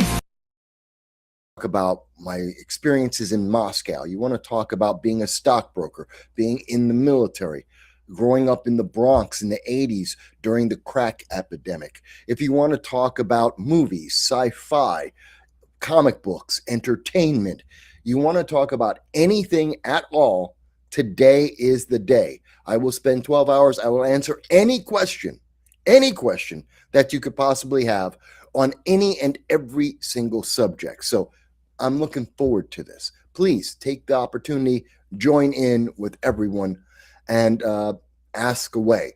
Throughout the day, I'll be going back and forth on the breaking news, covering what's going on there, and giving you more insight than I do even on my Sunday live stream, which I know for most podcasters, most people on YouTube, they consider my Sunday live stream a marathon in and of itself, because we're usually there 5 to 7 hours. But no, this is 12 hours, other than when I walk my dog. We will have some guests that will be coming on today. Now, I've invited many people to join us if they wish to. Popular individuals with 1 million subscribers that are very popular in this nation, and individuals that aren't. I've asked members of our elected offices, federal offices, Congress, members of Congress and others in the state and local legislature to join us. They may or they may not. I know there's a couple of candidates and other individuals that will be joining us. Whether they stay for 5 minutes just to say happy birthday or they want to be here all day, we will find out. I don't know. I kind of wing my birthday. It's not something I plan out in depth. It's something that I do. Now, I want you to understand one of the reasons why I am doing this today is because we are raising money for the Jericho Project. And the Jericho Project, it helps.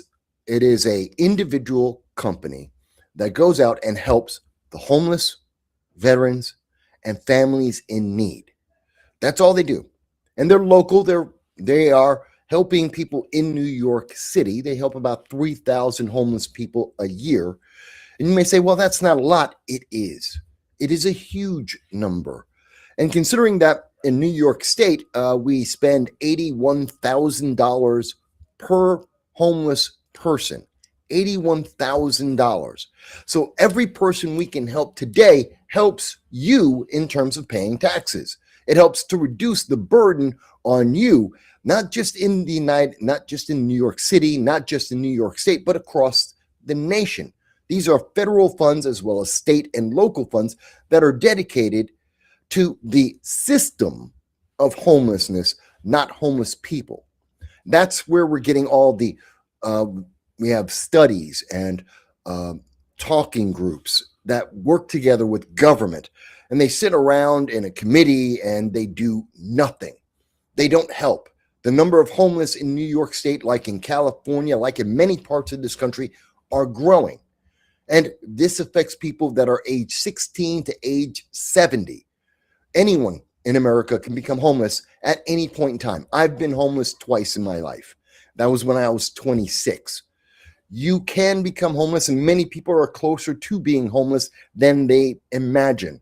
Just losing a job, not having money for a month could be enough to take you into homelessness as well. So every person that we can help to get back onto their feet, to re-engage their life, to restart and to become part of our society again, guess what? That is a benefit to everyone. And I know this personally because I've gone through this personally. And I know that one of the biggest risks is that the longer that you are homeless, the harder it is to break the cycle of homelessness. That's a hard word, homelessness. And we want to break that by reintegrating people, reaching out to them, giving them the things that they need. Some people need medications. Some people just need a job. Some people just need to reconnect with their families, get off of drugs. There's a lot of different reasons why people become homeless. It's not just because they're lazy. It's not just because they're a bum. It's not just because they're on drugs or that they're crazy. There are a lot of reasons that I have seen people, and I myself have been homeless. So everything we can do to help those individuals overcome those burdens as quickly as possible, the better it is for them and the better it is for our society. Whether you want to look at it from a moral point of view or you want to look at it from any other point of view, it's always a benefit. By the way, I see the first person to respond this early morning. Hello this morning. And that is Dal. Hello, Dal. Thank you for joining us. I'm so happy you are here. By the way, I just need to fix something. There we go. Bingo. That looks a little bit better. Hey, Dal. I'm glad you joined us. By the way, Dal, let me know if the link is working whenever you get a chance. I just want to make sure. I didn't know if you wanted to join in, but I need someone to test the link. So let me know about that. And, oh, that reminds me. I need to move my face over a little bit. There we go. So you guys can see me while the comments are up. And I do appreciate, thank you for having birthday with me. So 50% of every super chat, 50% of everything we get in Patreon and PayPal, in Zazzle, at the Zazzle store, every single way that I can draw in money today, 50% of that will be going directly to the Jericho Project. Please, if you do nothing else today, take $2, $5, and make a donation to the Jericho Project. Pool it with me, 50%, $5. That's all it is. $5. You make a one-time super chat, $5, and if I can only get 200 people, we will hit our goal of $1,000 to be donated to the Jericho Project to help the homeless. That's all it takes. You don't have to be super rich. Although if you know a billionaire, please let them know about this and ask them to donate $1,000, $5,000, $10,000 because they're a billionaire. But if you don't know a billionaire, and I don't, and you don't know any millionaires, I know a couple, and speak to them and say, hey, you know what? Just Joe Average, your buddy at your job, your friends down at the church or wherever, $5. If we can get 200 people to watch this program over the next 12 hours, and each of those 200 people are able to donate $5, whether you're a subscriber or not, then we can hit our $1,000. That could change 1, 2, 3 people's lives. It could help an entire family. I tell you what, something a lot of people don't know was when I was homeless, it didn't cost money to get me to stop being homeless. I had invested everything I owned, into a business. We called it Post Station. Me and 4 other guys. We were within 15 minutes of making $10 million. This is all legal. We were building up a film studio. I've talked about this before. I don't know how much in depth, I forget over the years, but we created a company. It was called Post Station.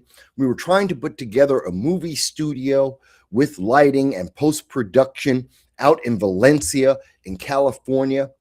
We had 2 movies that were set to use some of our stages.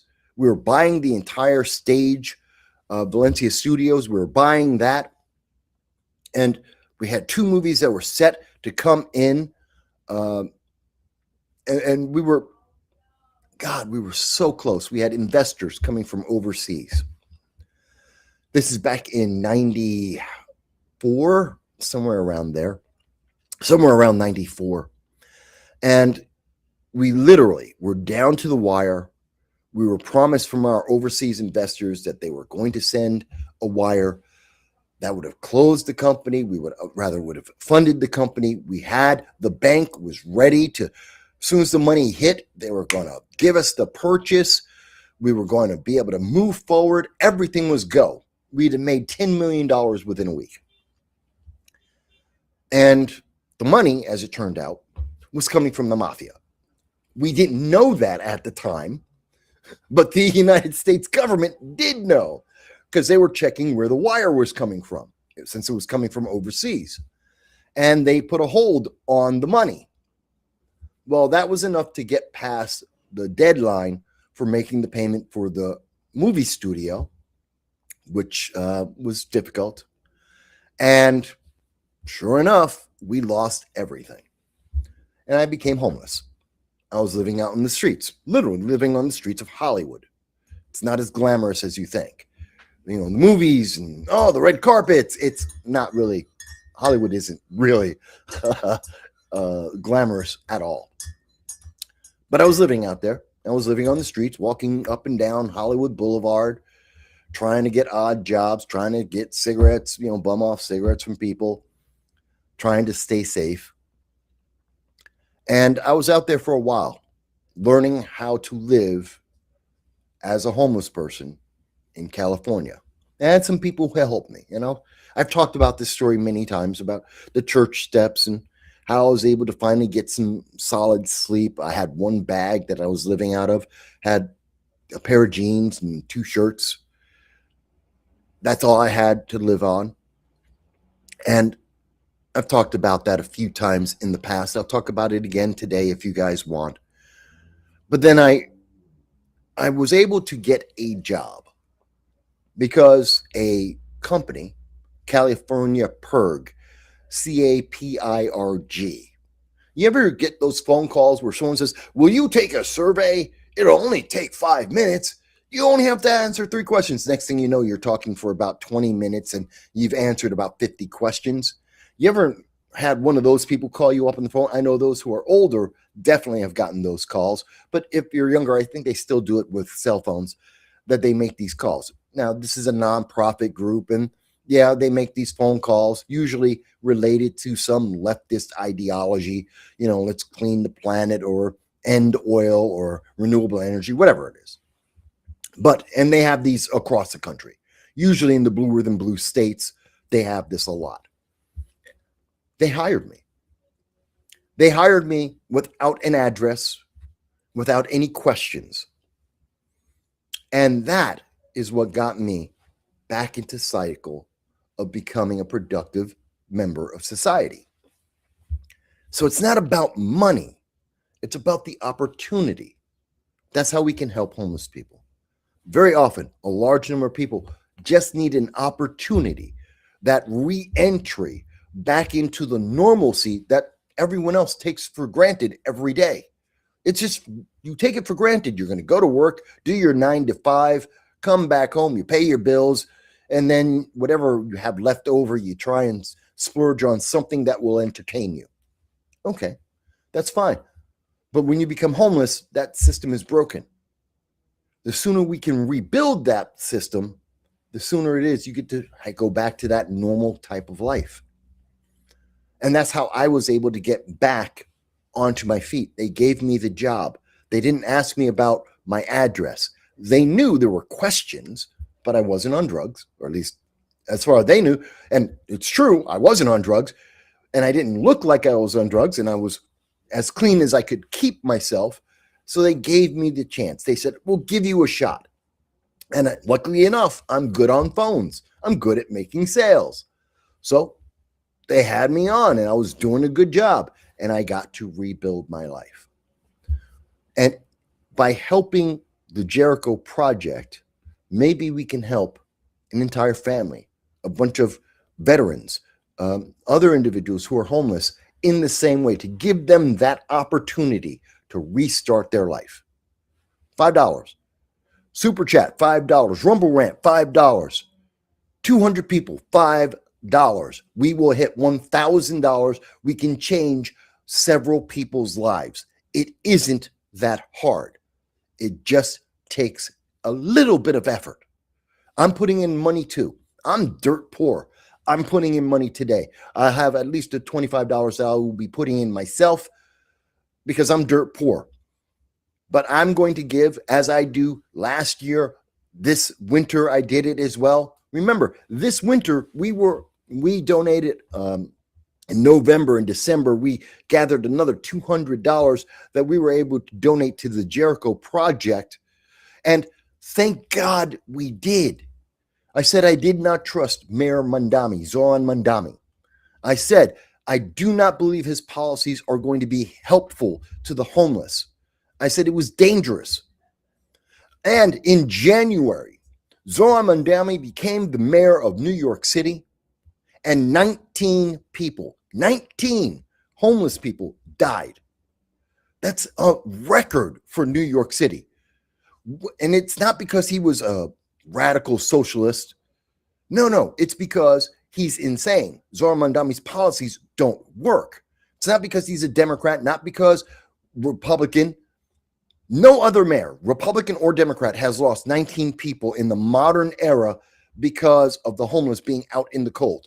Zoran Mamdani did it. He broke a record because he left the homeless out in the parks, under the bridges, in the areas that no one looks at, in the little bit of alleyways, and no one looks at that. And he left them there in the snow in -5 degree and less degree weather with winds blowing through, and he let them die. They froze to death. Guess what? You helped to keep that number below 20. Your donation with my donation, we put our money together, and we were able to make a donation on January 2nd. We helped to save lives. I don't know how many. Maybe it was 1. Maybe it was a dozen. It doesn't matter. We helped to save lives because the government couldn't and wouldn't do it, because government will not always be there to do something. Government is there to be government. They just grow bigger. They waste money. Think about it. $81,000. That's how much New York City spends on homeless per person. $81,000. Most of the people who are watching YouTube right now, as you go to work right now, you don't make $81,000. That's more than double what the average salary is in America. The average American isn't making $81,000. And those homeless are not getting the benefit of $81,000. Literally, we could put every single homeless person in a hotel and they'd be able to have enough money to buy food lavishly on $81,000, even in New York City, and we still have homeless. So the money isn't getting where it needs to be. That's why we need the Jericho Project. Okay, I've talked about that for about 20 minutes. Thank you, Dal. I see. Yes, the regular audience knows about this. It's not something I'm embarrassed by. I know some people are embarrassed about homelessness if they've had troubles in their life. I don't. I hope that when you hear me talk about being homeless, it's not me bragging, because there's nothing to brag about. It's not something that you can look at as an achievement. It's just an example that when you are having trouble in your life, whatever it may be, you can overcome. You can survive. You can excel. It is possible because I've done it. And if I did it, you can do it too. And your friends can do it too. I know what it was like in 2020 and everyone got depressed because we were all locked in and we were all alone. 2020, it was just me and my dog, Khan. That's it. Me and my dog, Khan. The job I had closed down. And I was running at that time for county legislator. County legislator with zero support from the Broome County GOP. Thank you, guys. Yes, Broome County made me a dozen promises how they would support me running for county legislator in a district that was 80% Democrat. 80%. Bob Wessler, a guy who I know, and Bob is a nice guy. I have no bad things to say about Bob as a person. I disagree with his politics. I've said that to his face. I say it before the election. I say it now. I have no problem saying, Bob, I don't agree with your politics. Is he a nice guy? He's a nice guy. I know him personally. And you know what? Bob, the GOP threw me to the wolves and let me go. So I was going through an election that I was trying to win with no support from the GOP. Every promise they made, they broke. They gave me no recognition and no support. At the same time that people were terrified to open their doors because they thought they would die. At the same time that I lost my job because the business closed down. And I was living all by myself with just my dog. All of that was happening. And then I lost the election, which it was a difficult, most incumbents won in 2020. Almost all of them won. It was like 95%. People were afraid to vote for it. They were afraid to open their door. They weren't hearing about new candidates, so they just elected the candidates they already knew. Again, Bob Wessler, not a terrible person. He did not have bad intent. He had bad policies, like defunding the police, which was one of them. I disagree with that. Most people disagree with that. I still got 36% of the vote in a district that's 80% Democrat. I, as a hardcore Republican, got 36%. So I'm not that upset about it. But it was a very difficult time. I got depressed. Like a lot of people, I was very depressed in 2020 going into 2021. Massively depressed. I know how you felt. Guess what? I got through that. Now, I did lose my house. I lost 95% of everything that I own. And there are people in this audience right now.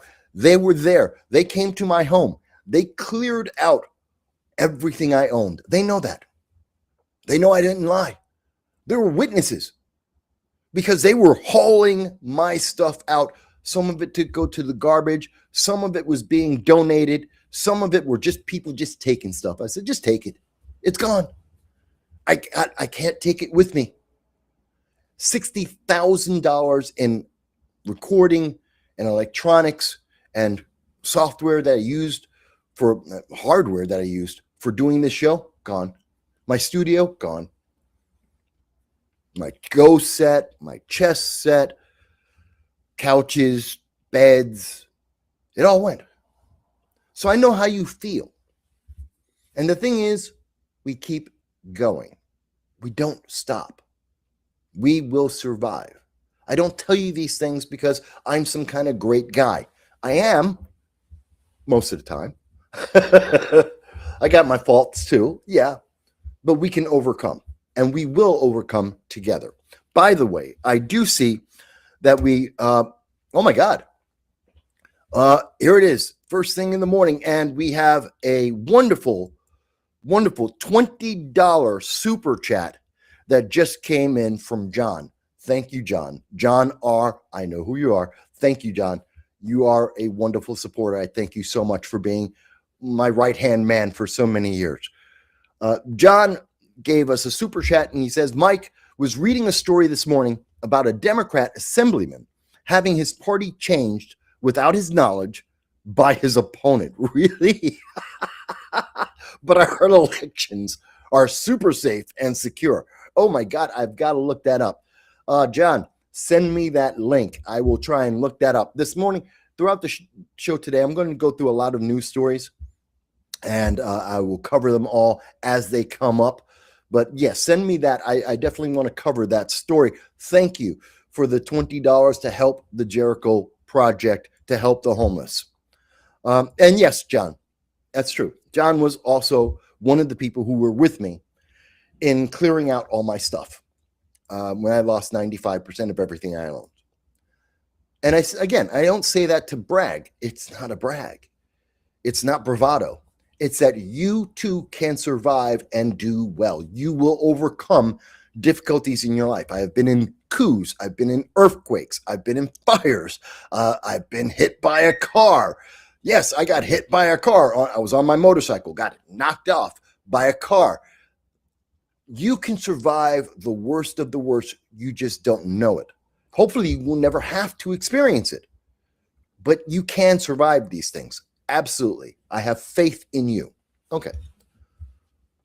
So that's the first half hour of the show. Let me start into some of the politics. Again, this program, just leave me a comment. Whether or not you do a super chat, it's fine.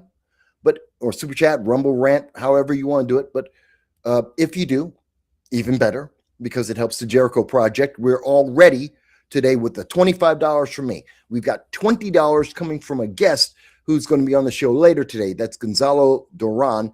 He's putting in another $20. That's $45. And now we put in another $20 from John. And that means we're at $65 so far. We have already raised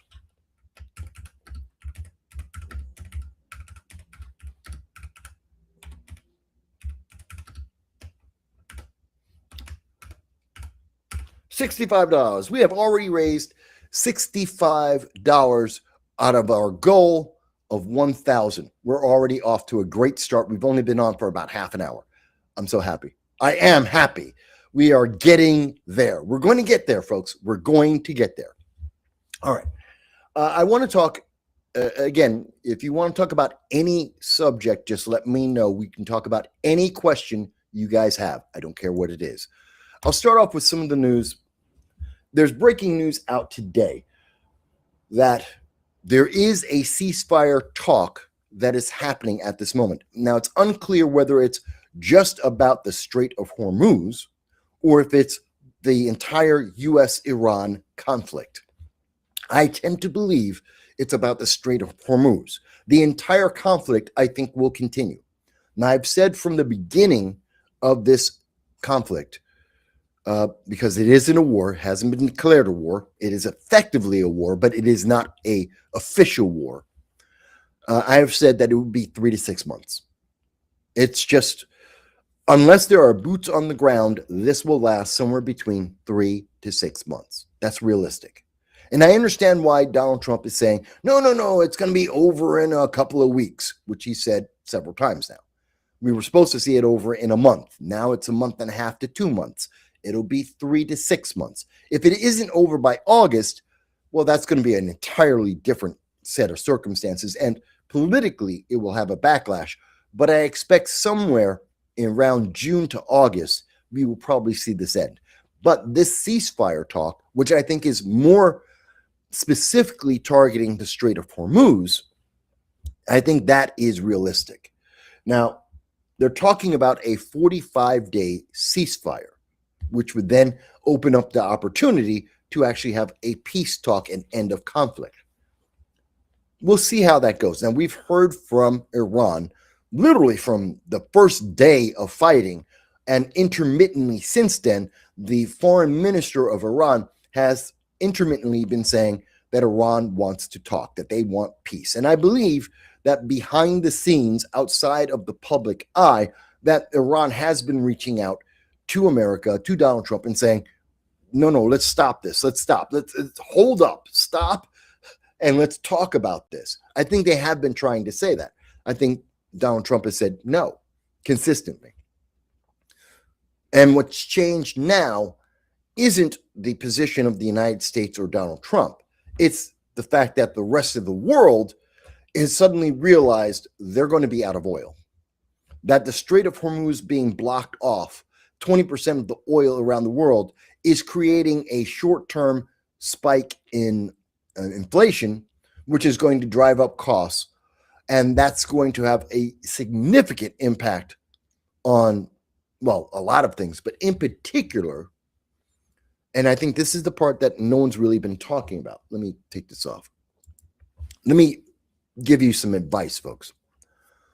If this war, if this conflict, whatever you want to call it, if it continues through April, if we get to the end of April and the Strait of Hormuz is still blocked off, or majorly blocked off, if still 20% of the world's oil is not getting through there, then you will see prices for food start to go up, and they will continue to go up until 2028.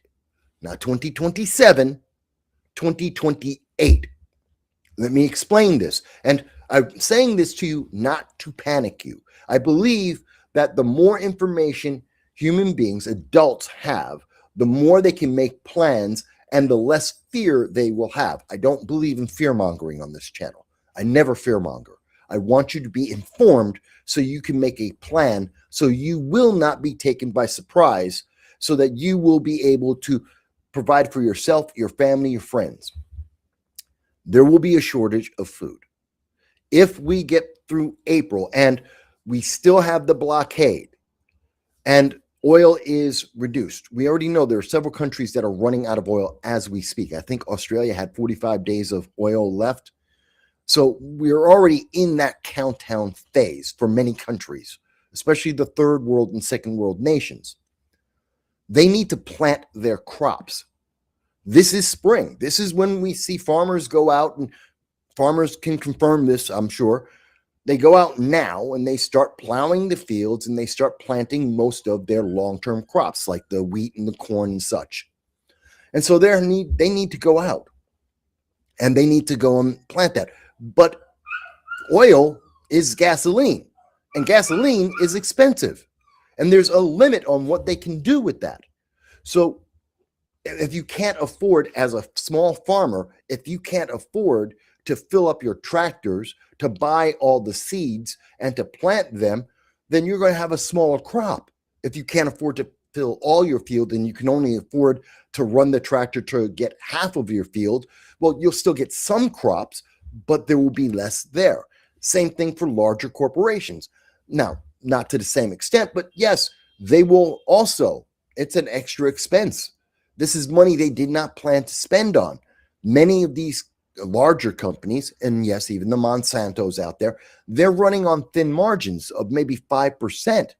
They're rich because they have a lot of money coming in, and 5% of $10 million is still a large amount of money. But they don't have extra money just free flowing everywhere. I mean, that's the impression the news media, the left, would like you to have. That's not the reality of what they have going on. And if they have to pay more for energy, well, that means they have less profit and maybe even no profit. Maybe they go into debt. So that means they're going to be able to grow less food. That's in the US. And we're talking about in that scenario I just described, that's one of the best case scenarios because America is actually very profitable. We're the powerhouse, economic powerhouse of the world. Imagine being in a third world nation where everyone's poor, everyone's impoverished. They can't afford these things in the first place. They can barely make enough to fill half a field, let alone get the tractor to run for a full field planting. That means many nations will not have enough food. They will not have enough crops planted during the spring to be able to feed their people. And you won't hear much about it in the news. The news isn't going to talk about it because they don't pay attention to the spring, the planting of crops. They don't really think about that. And they don't think about it in the summer as the corn stalks and wheat stalks are growing. They don't really think about that. And then comes the fall when we sow or reap all of those stocks. We take in the food to get it processed. And then we suddenly find out that we're 10, maybe 15% short. Mind you, we're already in a global food crisis. There is 30%, 35% less food in the world today than in 2019. That's because of the Ukraine-Russia conflict. Now, we've gotten used to it at this point because the war has been going on since 2021. We're used to 2022, to be exact. It's been going on for so long. We've lived with that. And we are lucky, most of us who are watching this right now, many of us are in first world nations. We're in the United States, England, Germany. We have Japan. We have a large audience in many of the first world nations. But if you're in a second or third world nation, you're still dealing with this. And you know there is a ton less food available than in 2019. And now you're going to have even less. Another 10, possibly 15% less food on top of the 30% less food compared to 2019. That means more people will starve and the price of food will go up. It will continue to go up as long as it's conflict. And here's the thing, even if the war ends in the middle of, like I think, in August, the damage has already been done. If it goes past April, the damage is already done. The planting season has been missed.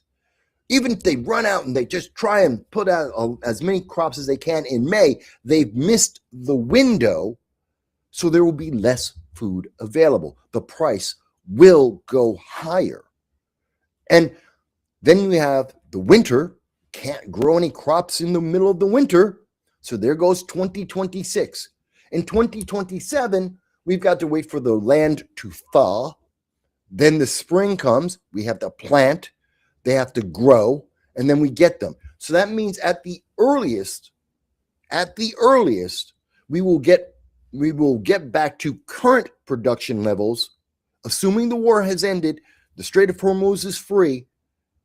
The earliest would be 2027 in the mid-fall. That would be like October. That would be the first opportunity for food prices to drop down. So realistically, we're talking 2028 would be the first time you'd see prices of food capable of dropping down. That's devastating. And not a lot of people are thinking of it that way. I am. It's the same way we were thinking about it in 2022. And you may recall, and you can go back and see the video, that in February of 2022, we were talking with you and we said, hey, you better start stockpiling food. Learn how to have preserves, buy grains, rice and wheat and flour, and be able to make long-term foods, plant foods in your backyard like tomatoes and various vegetables in your, carrots in your backyard, because the price is going to go higher. And if you listen to us in February of 2022, by September of 2022, you were saving money. And you had food to feed your family. Well, we are in that scenario again right now. And I wish I had caught it sooner, but I didn't. But I am seeing it, and I am warning people now. You start planting potatoes. You go and start planting your carrots, your cabbage, whatever your vegetable favorite vegetable is. Start planting that. Even if you're in the city and you have a windowsill, put out a carrot or potatoes. Potatoes are easy. You can grow potatoes anywhere. Go and plant some potatoes because the prices are going to go up. The question is how much and for how long. And if I am correct, we're talking about prices being up until 2028. You can do something about this. Save your family money. Buy rice. Buy long-lasting foods now. Start learning how to preserve foods now. If you have a deep freezer, start stocking it up. The prices will go higher. Not just for vegetables and wheat and grain and rice, but also that's what's used to feed pigs and cattle. Excuse me. That feeds pigs and cattle. That means your beef prices are going to go up. Your pork chops are going to go up. Your hot dogs, your hamburgers are all going to go up. We saw this happen under the Biden-Harris administration. And then we didn't have anything except bad economics. The prices went up because Joe Biden was an idiot. And he had bad international policy as well as bad economic policies domestically. And so that's what drove up the prices by 17%. We had 17% inflation to start with, and we got to a peak of 22. We had 12.4% average food inflation under Joe Biden. I don't think it will be as bad right now under Donald Trump. He has better domestic economic policies, but this is still international policy. It will still affect everyone in the globe. The prices will go higher. So take this as you will, but this is my advice that I am putting out there for you. We know the ceasefires. We see the news. They're going to have ceasefire talks. That will take a week or two if it actually is moving forward. If it's not just an excuse by Iran to try and buy them more time to get more political pressure on Donald Trump. If it's actually a serious conversation, if it is actually real about opening up the Strait of Hormuz, it's still going to take another week. We still might miss the planting season. Take my advice now. Stock up on food. If I am wrong, you will wind up with some extra food that you will be able to donate to your local church, your local synagogue, your local mosque. You'll be able to help feed the homeless on your own anytime you want. You can help your family and friends that might be going through economic hardships. Or you can just have it there for a rainy day to feed you and your family. You've lost nothing. But if I'm right, you will save money and be able to feed your friends and family. It's worth the risk. It's worth taking some time out to stockpile just a little bit. Doesn't have to be a lot. Again, it's not that there will be no food. In most first world nations, in the United States, you're not going to run out of food. You may have fewer options of food. Instead of having 5 different brands of rice, you're going to have 3 brands of rice. You're not going to starve. You're not going to not have an option. You may just have fewer options, but the price will be higher. In second and third world nations, you might starve. Take this advice. That's what I believe. Now, if you think I'm wrong, if you think, Mike, you just don't understand, I'm willing to have that conversation. If you think what I have said doesn't make sense, tell me why. I will have that conversation. If I am wrong, I will admit I am wrong. I don't believe I am. I believe this is a sound theory. And the reason why CNN, MSNBC, ABC, the New York Times, why aren't the major news media telling you this? Because, one, they think that you're stupid. They think that you're going to go out and panic, and just like toilet paper, you're going to make a run on all the rice, and there'll be no rice left in the stores. I don't think that's going to happen because there's not enough fear behind it. The reason why people ran out during the pandemic and they were buying all the toilet paper is because they were filled with fear. They were told that they were going to die and they didn't know why. We saw the same kind of panic and fear. I'm old enough to remember that when AIDS first came out, everyone was terrified. Everyone was panicking. Nobody knew what it was. They were like, oh my God, you sneezed on me. I have AIDS. Oh my God, you cried and I touched your hand and touched your face and I got the tear on my hand and therefore I've got AIDS. People believed that. We thought it was airborne.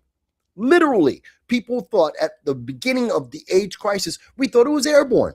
No one knew what it was. Didn't know if you could get it off of a doorknob. Literally, there were articles questioning whether or not you get AIDS off of a doorknob. We know better now.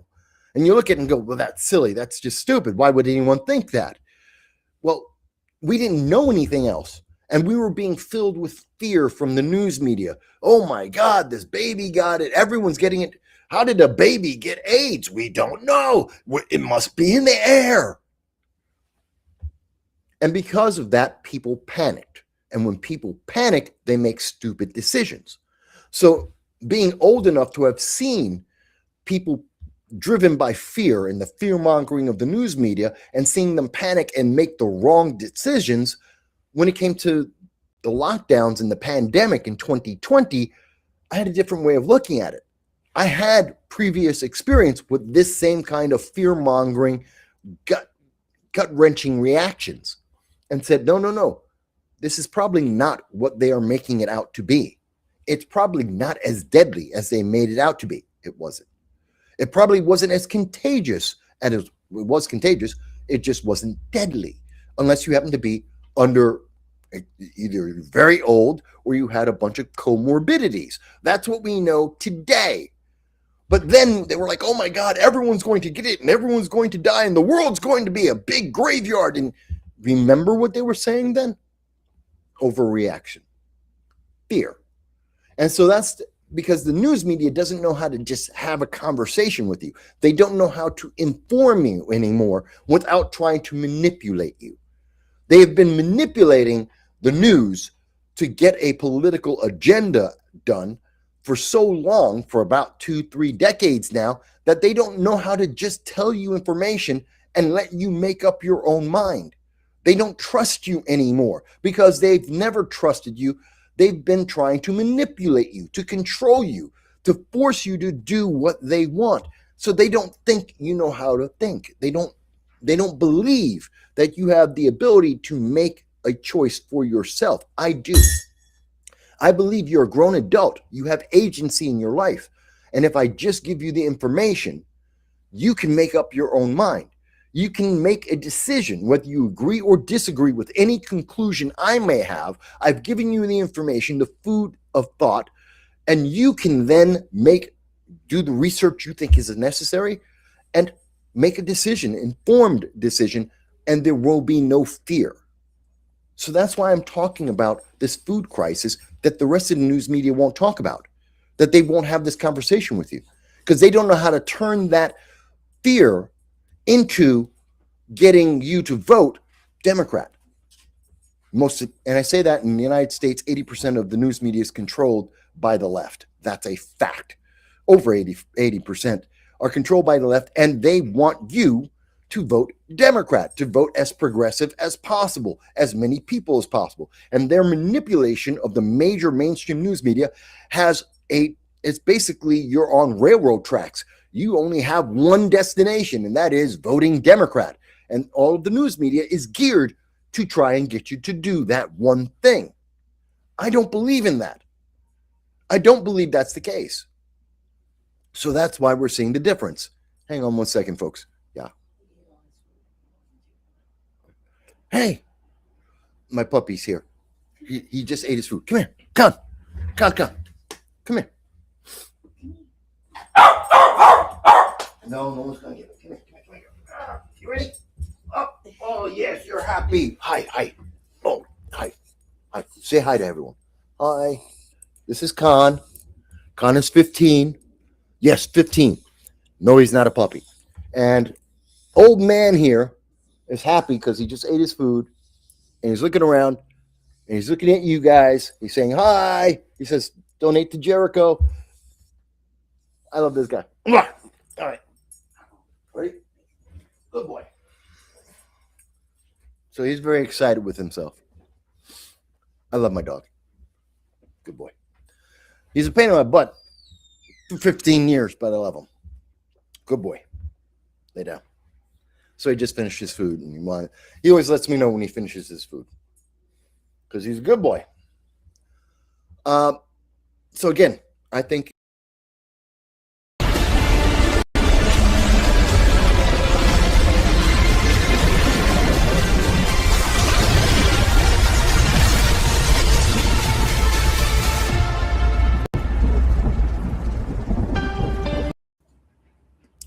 hello, everyone, and thank you. I'm back again.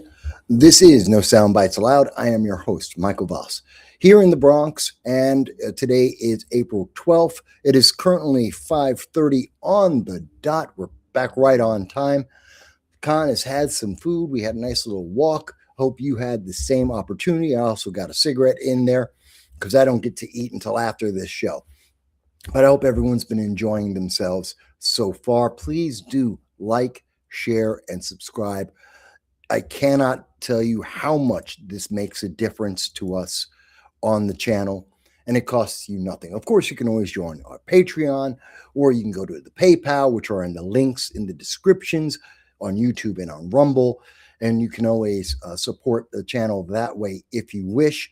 I'm always happy for that.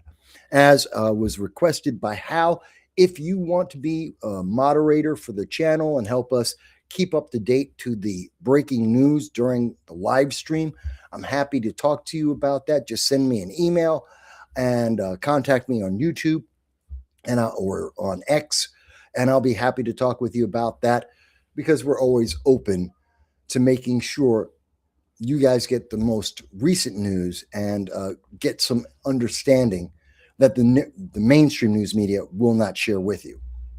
Now, while we were away, no real breaking news other than there is some news coming out about the Eric Swalwell and his campaign for governor, as well as him being in the Congress. The latest developments, and this is coming from the AP, we are now seeing that there's a growing movement of Democrats who are trying to get Swalwell to drop out of the California race, as well as to drop out of Congress before any action is taken, before Republicans push to have him removed. Also, Tony Gonzalez from the Republicans with similar types of problems. But Democrats are definitely rallying against Eric Swalwell. His campaign for governor is pretty much dead on arrival at this point. And what we're seeing is there are now 5 Democrats on record, 5 of them. That would be Representative Jared Huffman, Ro Khanna, and Sam Liccardo. Each of them are from California. So the fellow Californians of Eric Swalwell want him out. In addition to that, there is Representative Teresa Ledger Fernandez. She's from New Mexico. And as I had mentioned previously, Representative Jayapala, she's from Washington State. So the entire West Coast of the Democratic Party seems to be rallying together to try and convince Eric Swalwell to get out of the race because he is now an embarrassment and a liability to the re-election hopes, the midterm 2026 hopes of the Democratic Party. The longer that Swalwell is a negative in their eyes, he's an eyesore to the Democrats, the worse it is. And so they want to just drop him like a hot potato and get rid of him. They're going to throw him to the side. His many years of being a sycophant for the DNC, a yes man for the DNC, means nothing now that he can no longer benefit them. He's just trash, and they want him out. That's how Democrats treat their own. No one, not one of these Democrats is standing up and saying, wait a minute, it's just an accusation. At this moment, there's no proof because in Democrats' minds, you don't need proof. The allegation is the charge. That is the proof of guilt, according to Democrats, and therefore he's already guilty to them. even if he's later found innocent of all charges, which I doubt, doesn't matter. They've already convicted him. That's a problem. That mindset is a problem because we've seen it take down innocent people as well as the guilty. We've seen that this has been a divisive way of looking at these issues, and it's problematic. I mean, we've even seen in some cases where women have outright lied for many reasons, either because of politics or personal gain, where they have lied about individuals like at Duke University, destroyed a young man's career, his entire life, just because of politics. So there is a poison pill in this, and there is a certain negativity. Now, again, I personally do not trust Eric Swalwell. When he says he didn't do anything, I think he's a liar.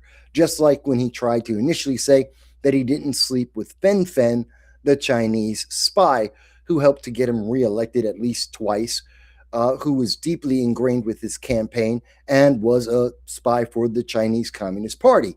He said, no, I had no relations with her. I had no connection to her. And that wasn't true, according to the FBI. So I have no sympathies for Eric Swalwell. And the fact that we're now seeing so many California Democrats and West Coast Democrats go against him, I think those numbers will only grow. Republicans are absolutely going to dogpile this as well. And we will see Eric Swalwell before the end of the summer, probably before mid-May. I don't think he can hold out much longer. I think he's going to be gone by mid-May. May 15th, we will no longer see Eric Swalwell around. I think the pressure is that high against him, and there's that little faith in him. Can't say it didn't happen to a nicer guy. So that is there. By the way, if you are wondering at any point, you want to see more about some of these articles that I have from around the world at credible news organizations each, you can always, at the end of the show, after I walk my dog, I put a list, some links to every one of the sources that I have spoken about that you will see on screen and some of them that you don't, going through all of the news stories that I'm talking about so that you can go and investigate it for yourself because you're an adult. You have agency. And if you want to find out more, I want to help you in your start to find out more about the issues that matter to you. Let me see where we picked up. Now, I wanted to jump into, we had started off, we talked about the community specials. I talked about what I've noticed from our guests who have been on the left. I've talked about what's happening in Spain. I've talked about what's happening with Zoran Mamdani right now in Queens, talking about his first 100 days, talking about taking your tax money, federal and state tax money, and using it to create more unions that donate only to Democrats, and how the government should micromanage your life, every aspect of your life. And he's saying that as if it's a positive for you. And it's not. It never has been. It is a form of mental slavery, economic slavery. And we see this often from progressives and Democrats. They hate to admit it, but that's what it is. You become dependent on the government, much like we see with the teachers union, which we talked a little bit about. And we even had comments from some former teachers talking about the unions and how they have a single-minded desire to support Democrats who then support the unions. And it's a vortex, a never-ending cycle of just negativity that benefits no one. As I mentioned, in New York State with the teachers union, New York State spends over $40,000 per student. We have some of the least educated students graduating from our high schools in the entire country and in the world. So the money isn't the issue. It's not that we're not spending enough money. We have too many middle managers. We have too much bureaucracy, and we don't have enough education. We have more indoctrination, and that isn't helping us. And that is something that we're seeing from Zoran Mamdani and his government as well. Now, obviously, I did also want to get into a little bit. There has been some discussion. It's not big news yet, but I think it will become more. And I mentioned it before the break that we've seen a change in the law in terms of selective service, which is the prerequisite for a military draft in the United States. Now, there hasn't been a draft since 1973. Many of the people who are viewing, many people on the internet, you're too young. You've never actually seen a draft in your lifetime. You may not even know anyone. It'd be your grandfathers, most likely. Probably the grandfathers of many of the younger people who are watching the program right now were the last people who might have been in a draft or known about a draft. But that is something that we did for the Vietnam War. And it was very contentious. A lot of Americans ran to Canada to hide until they got a blanket pardon in the late 70s to come back to America. It was a low point for America. Now, I volunteered to join the military. I've had other family members who volunteered for the Army. I have many friends and family who've been in the Army, the Marines, Navy, even a couple of people in the Air Force. And we all did this voluntarily. A draft would be dramatic. The divide in the nation would become even more apparent than it was before. The military overwhelmingly tends to have very conservative individuals in it. And we can see that there's been a big divide. And even though the Biden administration tried to convince many young people that serving in the military is just a way to get to college, it's not. If you're joining the military just so you can get the GI Bill, that is a waste of time and effort. You're going to hate your time in the service, and you will hate it even more if you are called into an active war zone, active firing line. You'll be very upset about that. So I never advise people, and I've talked to many people about whether they want to join the military, what it's like, whether it would be good for them or not. That is very much an individual decision. I'm not telling you either way what to decide for yourself, but a lot of people, it is a good thing for. It does help with self-assurance. It helps with self-discipline. It helps with gaining skills that are used throughout your life. And I'm not talking about the ability to shoot. I'm just talking about the ability to analyze a stressful situation, to be aware of your surroundings. I can't tell you how many times I've been walking down a street in less favorable cities and locations, and it was merely because of my awareness that I gained from the military, that I was aware of several dangers, crackheads with guns that could have been life-threatening, could have killed me. But because I was trained, because I was able to remain level-headed and calm and assess the situation, I'm still alive. I'm 58. These things happened when I was in my 20s, in my 30s. So it can be very beneficial. Now, what is being put on the table, what has already happened, is that there has been a change from back in the 80s. The selective service, which is just a listing of every male who's 18 years or older. Every male is supposed to, within 30 days of turning 18, they're supposed to enter the selective service, put their name into that massive database, so that if there is a draft, their names would be selected from that database. Men 18 to 25 are required to do this. Now, it didn't really apply to me because I joined the military, but for a lot of people, it does matter. The rules have changed now so that it's no longer a choice. It is no longer an option. Do I have it highlighted? It is, there it is. So unless you are physically completely incapable of serving in the military, then you would be eligible for the draft. You would be required to sign up. Now the system has been changed, so it's no longer a personal choice. It no longer requires someone to voluntarily put their name in for the selected service. They are automatically included in that role, that database, by the government directly. So it's no longer optional. And that makes a more complete list. And even immigrants, green card holders, permanent residents would be on that list as well.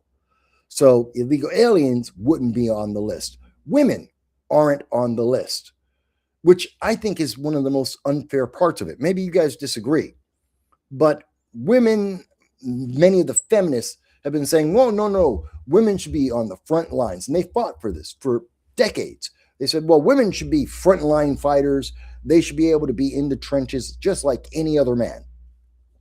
That resulted in, under the Biden administration, a bifurcation of our military. We had women and other individuals who were unqualified for military service. They could not achieve the goals, the minimum standards of men. So they changed the standards. They changed the rules. So there were a set of rules for women and there are a set of standards for men. And I remember when I was in the Marine Corps back in 1986, going through boot camp, it was even then. There were standards for women and there were standards for men, and the women's standards were significantly lower than for men, even in the Marine Corps. And those were some of the highest standards of all of our standing military and our regular forces. So imagine in the Air Force, in the Army, significantly lower standards. What that does is it creates an unbalanced military that cannot achieve the objectives because the women can't do the job. Now, that's not every woman. I'm talking about the minimum standards. There are some women who are just as capable as men. And there are many men, especially in the Marine Corps, that do not qualify. And that's good. They shouldn't. If they cannot qualify to the minimum standards, they should not be included. Or they should go to another service where they have lesser standards and the ability to absorb people who are more into logistics than, say, frontline fighters. Fair enough. But if there is going to be a draft, and the left has been screaming that there's no difference between a woman and a man, to the point that they don't even know how to define what is a woman or a man, then the draft should be equal. And I really think that members of Congress should put that in law. The selective service should be for every American 18 to 25. If we're talking about equality and we're not just talking about virtue signaling, if the left truly believes that there is no difference between men and women, then women should be subject to the draft. They should be subject to the selective service. They should have the same standards as men to qualify for the various services. Nothing should be different. If there is a difference, and there is, I've seen it. I've seen it in training. I've seen it in service. I've been told about it by many, many members who's also been in the service. If there is a difference, and it is a dramatic difference in the capabilities, then men and women aren't the same. And the left should stop virtue signaling like it is. If the feminists don't want women to be drafted, then they should take a deep, hard look at their philosophy and really reevaluate that. Because if you're saying, well, women are just as qualified, just the same, there's no difference, then why shouldn't they be drafted? Just like any man would be. Doesn't that make sense? I know it's something that the left doesn't like, but that's just the reality. In fact, this is an article from USA Today, and I believe in the lower portion here. There we go. I think it's right in here. They have a lot to say about this, but I found this last part really troubling because it's so inaccurate. It's such a lie. Why is my computer acting up? What? Why did it do that? Get back to the article I had. There we go. I hate newspapers. Their stuff is so horrible. Okay. There we go. So, in the final portion from USA Today, as they're talking about the draft, they mentioned that a review of Trump's appearances and interviews in early March indicated he had not commented publicly on the possibility of enacting a draft this time.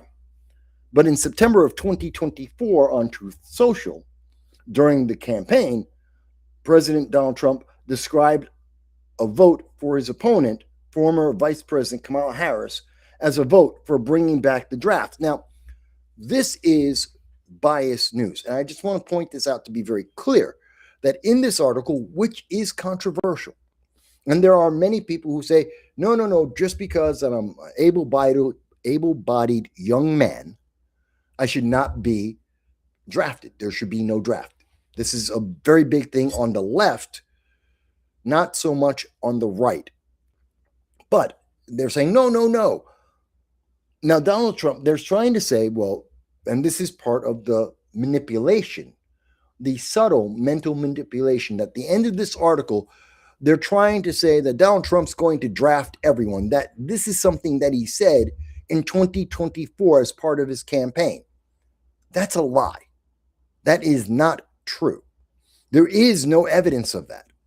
And even though we have USA Today, a reasonably credible news agency that is closer to neutral than most, here they are saying, well, in 2024, Donald Trump in a Truth Social said that to vote for Kamala Harris was a vote to bring back the draft.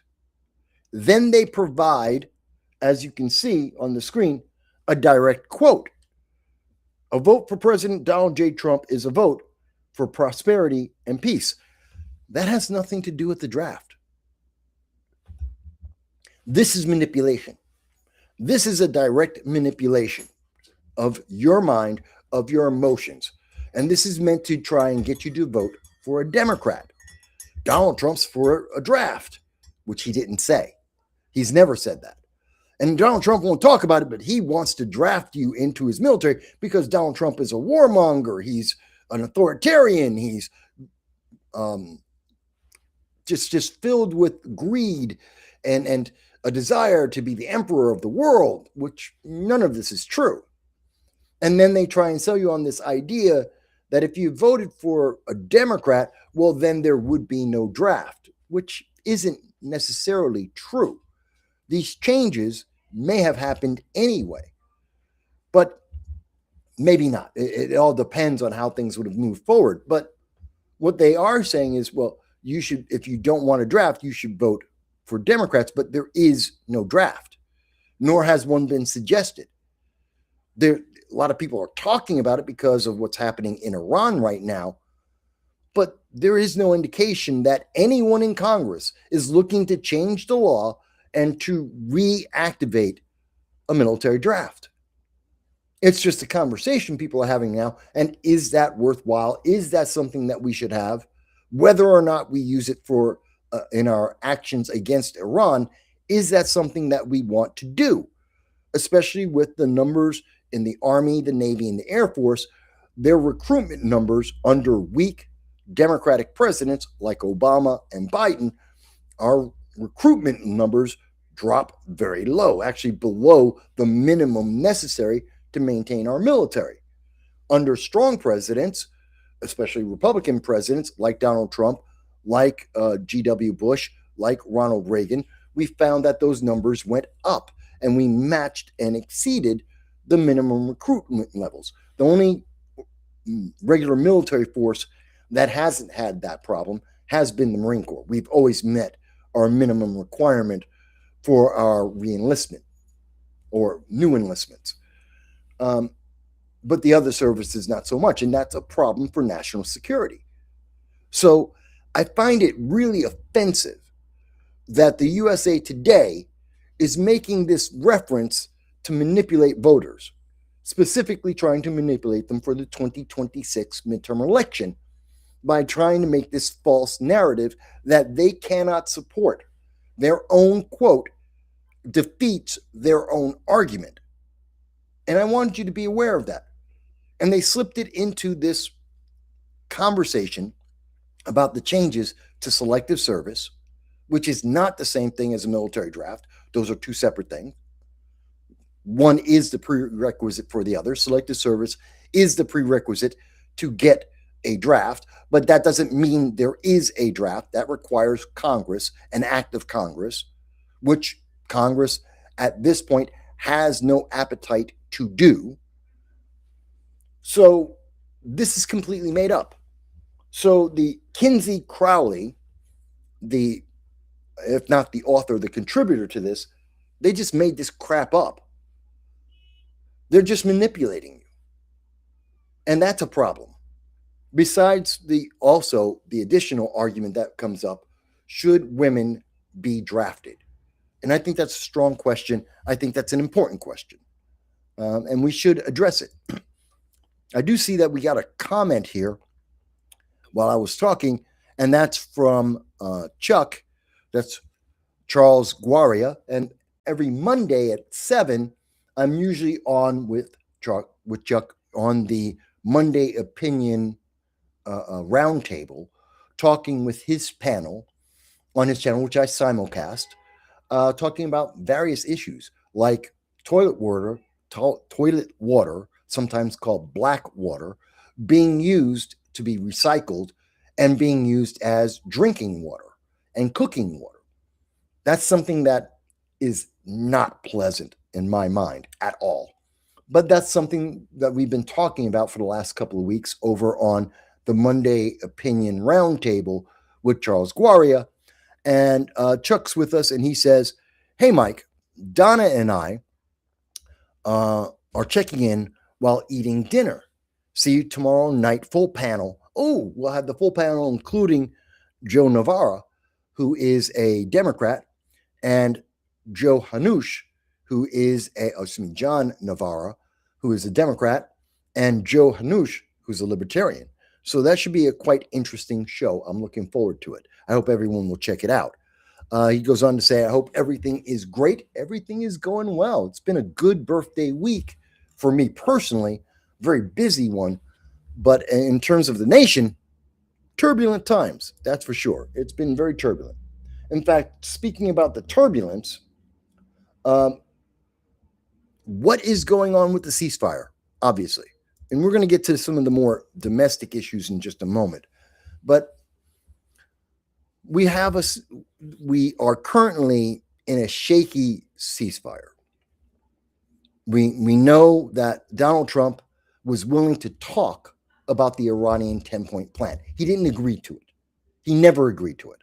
And I know some on the left are trying to say, well, Donald Trump, he agreed to a 10-point plan. He agreed to what Iran said, and so it's Iran's victory, and America has lost morally. No, we haven't.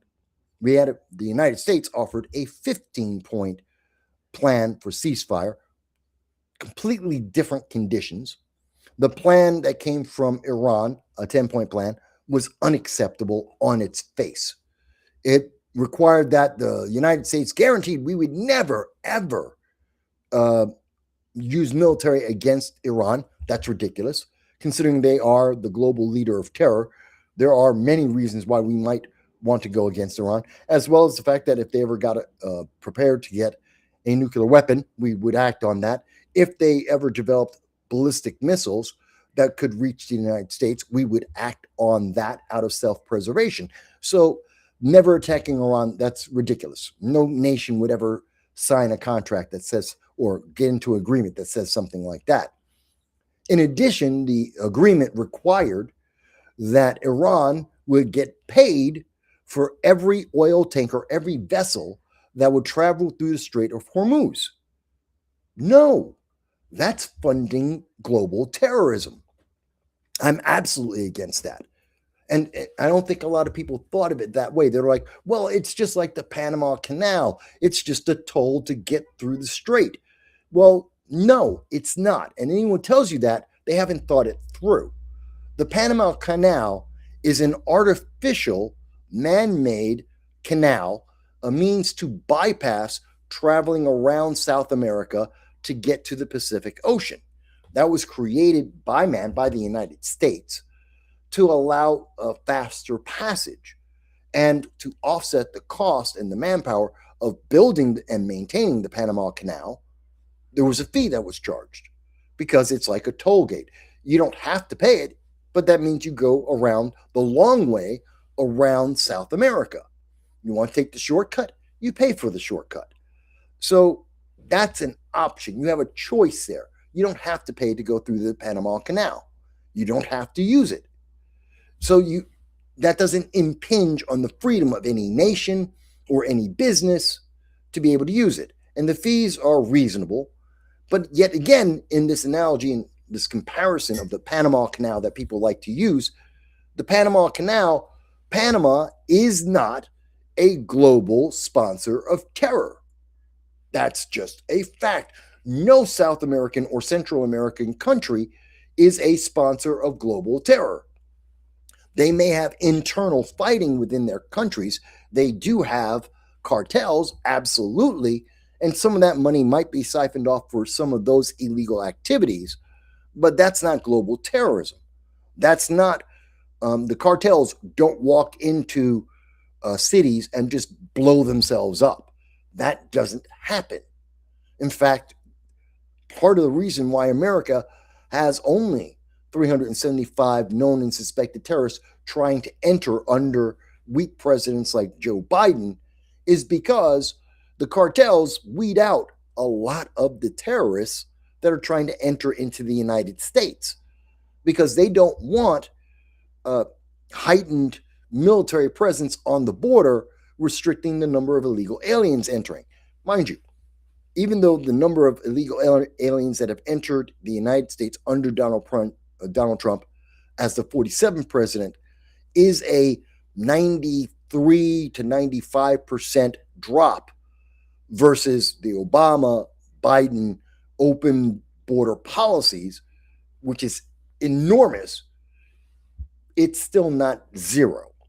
There are still illegal aliens crossing the southern border coming into the United States. And the cartels know that all they have to do is wait for a weak president who would loosen the southern border, the immigration policies in the United States, especially if they're a Democrat, and they would be back in business. So it's in their best interest to just lay low, not have as many illegal aliens enter into the United States as under the Biden administration. And when they get the chance, they'll make more money. So that is happening right now. But the question is, again, so allowing Iran to charge each and every ship going through the Strait of Hormuz is not like the Panama Canal, because it isn't an option. It's not something that countries have a choice about. That is a primary route for 20% of all the oil in the world travels through the Strait of Hormuz. It's not an option. And there is no other choice. You can't go around, you can't go over land, there is no canal, so it can't be done. I've heard some people say, well, we can just build a new canal and go through Oman and go through the United Arab Emirates, the UAE, and we can just build that and skip Iran altogether. Geography lesson, there's mountains there, huge mountains there. You can't build a canal through Oman and the UAE at the Strait of Hormuz. You can't bypass it. It's just the engineering is impossible, or I should say improbable. It is astronomical in cost and effort and the amount of time it would take. Can't be done. Just can't be done. So you don't have the option. We can't build a different kind of canal, a different way to get through, nor do we have the option to go around. It's not economically feasible. It's not realistic. And if we were to do this, well, that would directly fund global terror. money for Hamas and Hezbollah, Hezbollah and the Houthis, money that would go to other terrorist organizations around the world, and the IRGC would be funded by this toll that has been proposed by Iran. So that is unacceptable. The United States did not and should never accept that. So the strait has to be open to international commerce, and there cannot be a fine or fee, a tax for doing that. And it's not just because of the economics of having to charge every single ship going through and thus increasing the cost of energy around the globe and be inflationary to the world.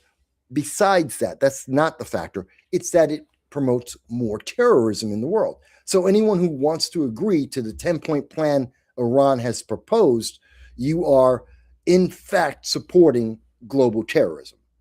A lot of people haven't highlighted that. I think it's a very important thing to highlight about the Iranian 10-point plan. It is unacceptable on those two terms. In addition, it requires the United States to be responsible for Israel and the actions that Israel takes to defend itself against some of the terrorist organizations supported by Iran. Now, Iran is not restricted and allows, and is, according to the Iranian deal, they would be absolutely fine to provide training, money, and weapons to Hezbollah so Hezbollah could go and try and kill Israel. But the United States would be held responsible and denied the opportunity to help Israel against Hezbollah, nor could Israel retaliate or defend itself from Hamas or from Hezbollah or even the Houthis. That's a one-way ticket. Everyone can, all of the terrorist organizations can that are based from Iran could attack Israel, but Israel can't defend itself, and the United States can't help Israel defend itself either. That's ridiculous. That is also a non-condition. That is,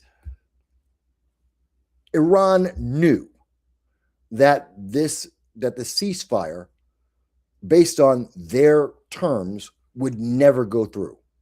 They're playing a political game. Now that there is a ceasefire, it is harder for the United States to re-engage Iran in the conflict. And that's what they wanted. This is giving Iran a chance, hopefully for 2 weeks, they're hoping, to prepare their forces, to defend their military bases, to defend their encampments along the Strait of Hormuz, to be able to attack vessels indiscriminately, to hold the world hostage in terms of energy and food. And they're doing that, and that's buying them time. And they're building up political capital. They're building up the anti-Trump sentiment around the world, and specifically in the United States, especially with the 2026 midterms coming. They're trying to bet that the left will either put enough pressure on Republicans to cause Donald Trump to back down, or that Republicans will lose based on pressure coming from Iran and the left, and that will weaken Donald Trump, and therefore they will get a victory out of that. So they're playing the political game, which takes more time. And the closer we get to the midterm elections, the more that Iran thinks this will sway in their favor. They will get more Democrats in Congress, possibly, in their view, maybe even the Senate, which will guarantee that the Ayatollah will survive, that the IRGC will survive, that their efforts to continue to spread global terrorism will survive, and therefore they will one day be able to re-engage Europe and the United States, possibly with nuclear weapons, definitely with ballistic missiles, and kill their enemies. That's the long-term goal. The mainstream media doesn't explain it this way. They, in fact, don't want you to think about this. They want to simplify this and say orange man bad, Iran is good, which is ridiculous. That not only is that an oversimplification, but it is a total misread of the last 47 years of terrorism in the world.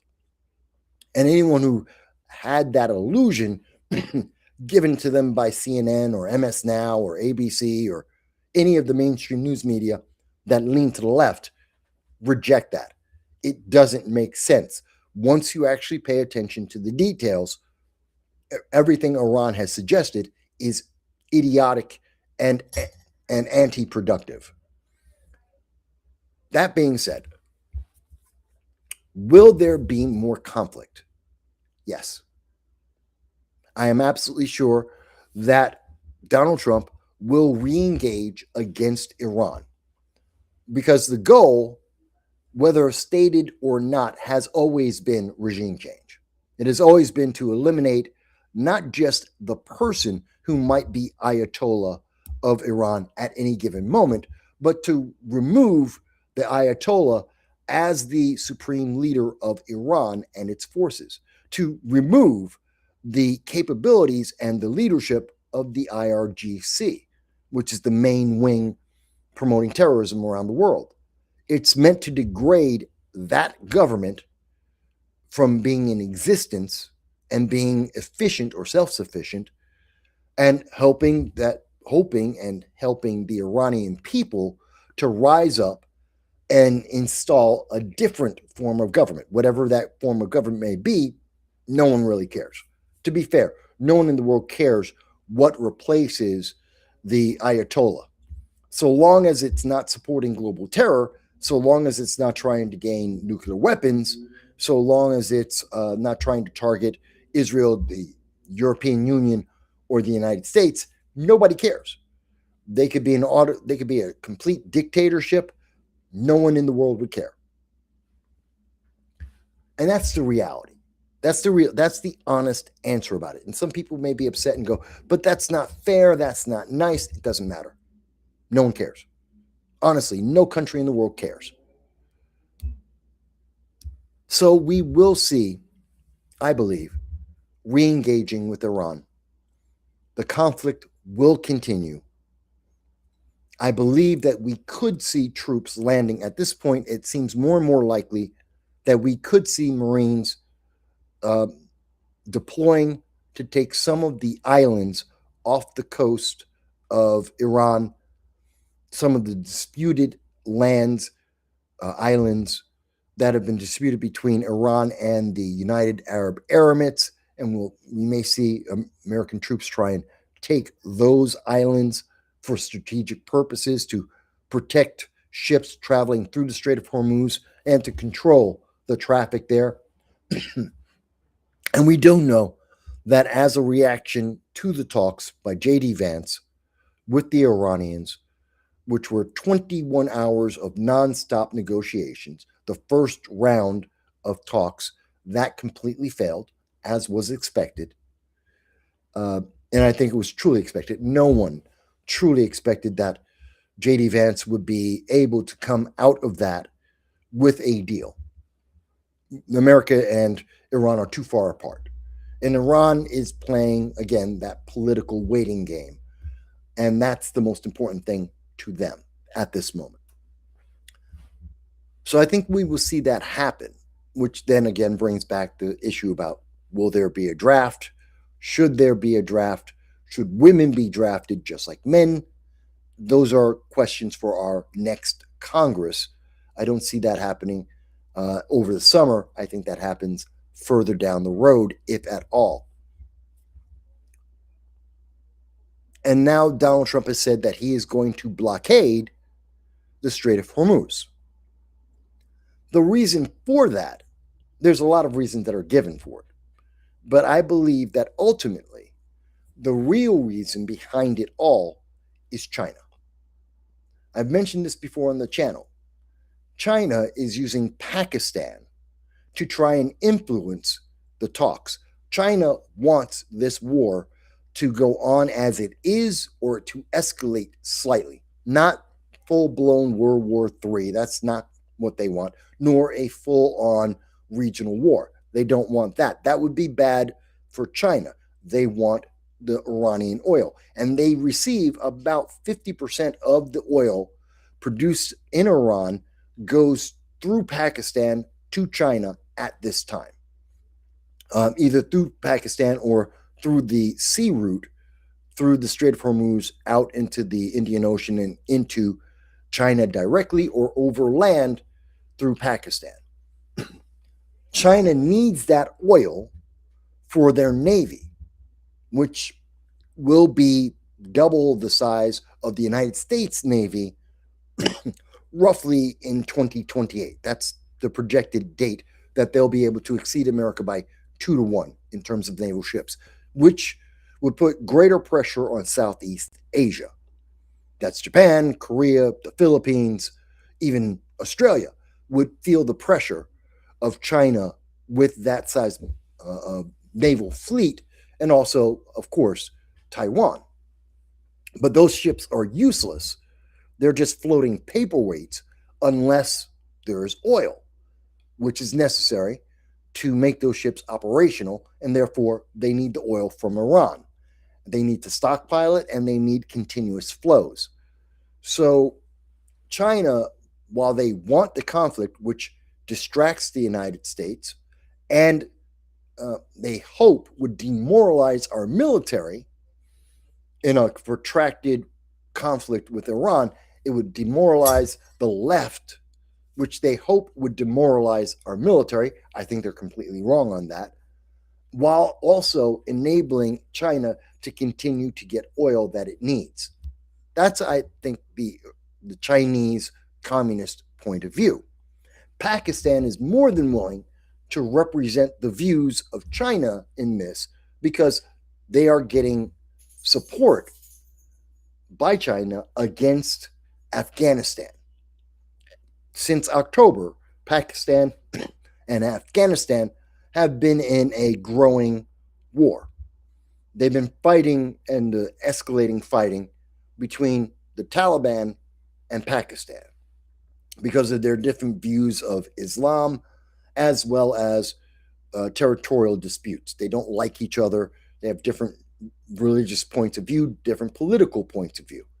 And so we're seeing that battle is ongoing, as well as China, just like Pakistan, have a beef. They have a conflict with India.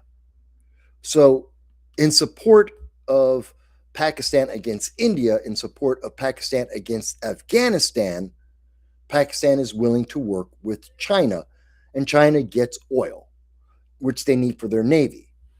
I know it's a lot. I'm trying to make this make sense to you. This is what's happening in the world at this moment. This is what you are not being told by CNN. This is what you're not being told by American news media. And so the talks have always been biased in favor of Iran. And that it is meant to put pressure on the United States and to make the United States look bad. Israel looking bad is just a byproduct of that. But China doesn't really care as long as the conflict continues at a low grade, low enough that Donald Trump is stuck in a stalemate, but Iran is still allowing freighters to go into Pakistan and into China and continue to ship oil to them. That is the math, the political math that's going on right now. And that is really what's behind the stalemate and part of the resistance that Iran is giving up. Besides the fact that Iran is fighting the Ayatollah, the mullahs, the IRGC, they're fighting for their livelihood. If they don't continue to maintain the fight, they will not, as a political regime, they will not maintain control in Iran.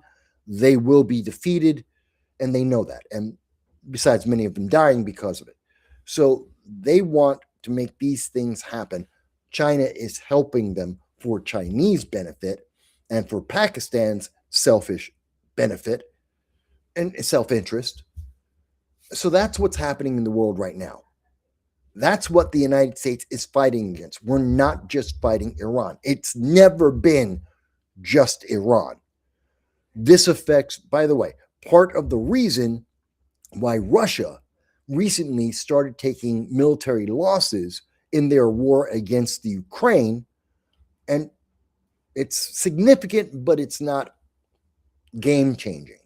It is enough they're starting to take losses like they haven't been for for a couple of years. And that's because the flow of missiles and drones from Iran to Russia to be used against the Ukraine have been stopped. The United States in this conflict, both in destroying the supplies and the capability to make new missiles and to make new drones, at least in the quantities they were making them before, has reduced that supply for Russia to use against the Ukraine, which has allowed the Ukraine in this stopgap to use the supplies that Ukraine has from the United States and to a lesser extent Europe to push back. So that's how these things are all connected. The news media loves to try and make you think it's only about Iran and it's just this one location, this one country, this very singular conflict. And that's a lie. It has always been a lie. The geopolitics here is not about one country versus one country. This is about the globe and how it's interreacted. No government on the world wants Iran to do well. And the reason why China isn't directly helping China, the Chinese don't like Iran. They don't philosophically agree with them. They don't want to directly help them, but they need to use them because they're in the same faction. They both want to see America fail. And so this helps America fail and it helps China. So you have many countries are being directly influenced by what's happening right now. Donald Trump isn't wrong. Iran is a key to the future of the United States in terms of economics, in dealing with China, in terms of the wars happening in Europe, in terms of oil and energy for the United States and the rest of the world. It is critical and pivotal also for, obviously, terrorism. So these are all the things that are tied to Iran that the Trump administration is dealing with that no one in the mainstream media wants you to think about. Nobody in the mainstream media wants to take the time to explain this to you because it's not a 30-second answer. You can't put that in a headline and make people understand it. You have to take the time to explain the different international global players and what their self-interest is and why they are aligning against the United States either for a long-term or short-term gain. I think more people need to hear this. And when you understand how this is working geopolitically on all of these levels, all tied to Iran, it changes the way that we as Americans look at this conflict and why it's so vital for us to have this conflict now and not later. By 2028, China will have the oil they need for the fleet that they have built to be able to put pressure on all the American allies in Southeast Asia and the Pacific region. That's a big problem. Drones. Ukraine will suffer even more for more years if we allow the Ayatollah and his regime and the facilities that they use to continue to make ballistic missiles and drones.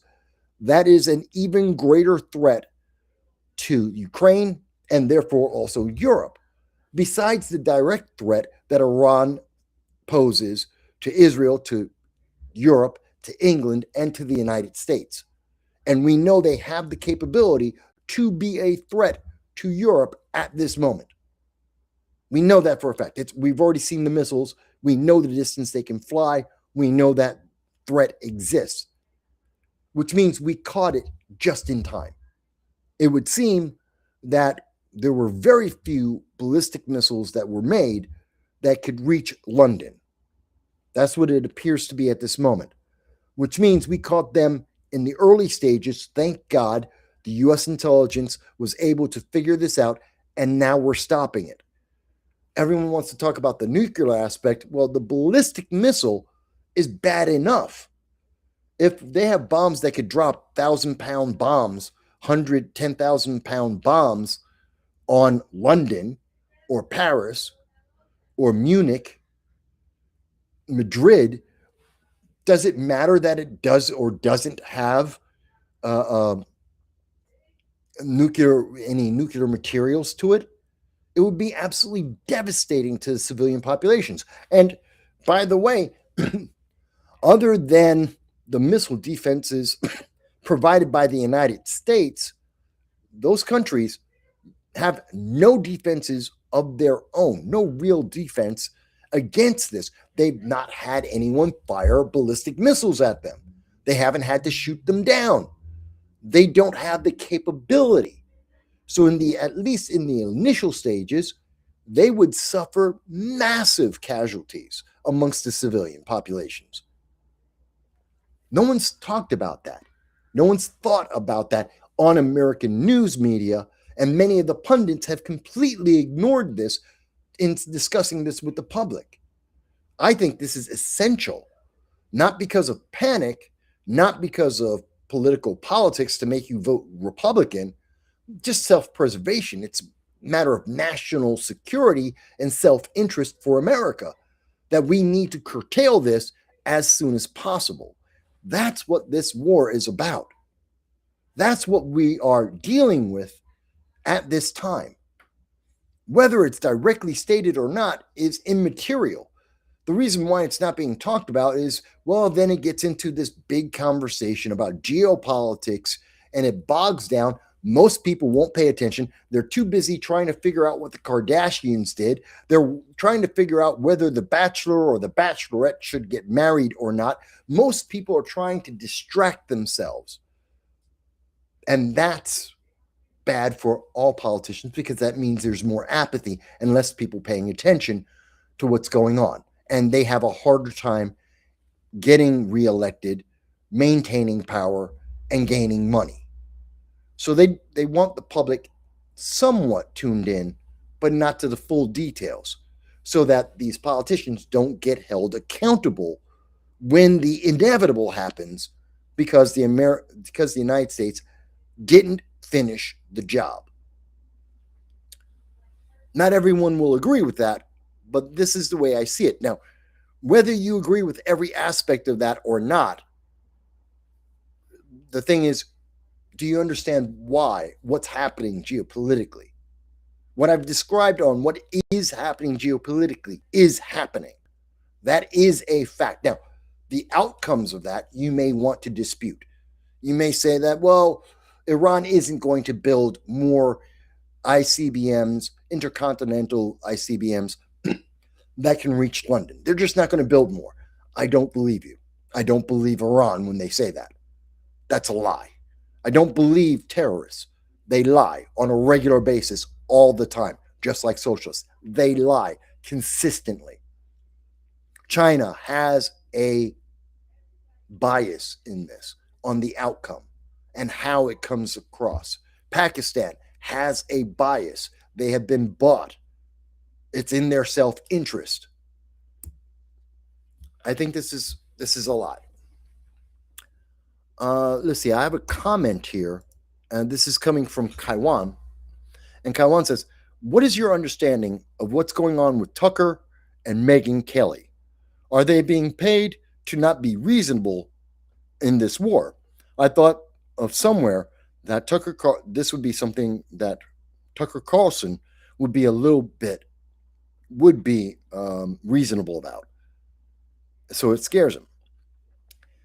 He goes on to say, Kaiwan goes on to say, I mean, since Tucker Carlson left Fox, his face, you should really watch.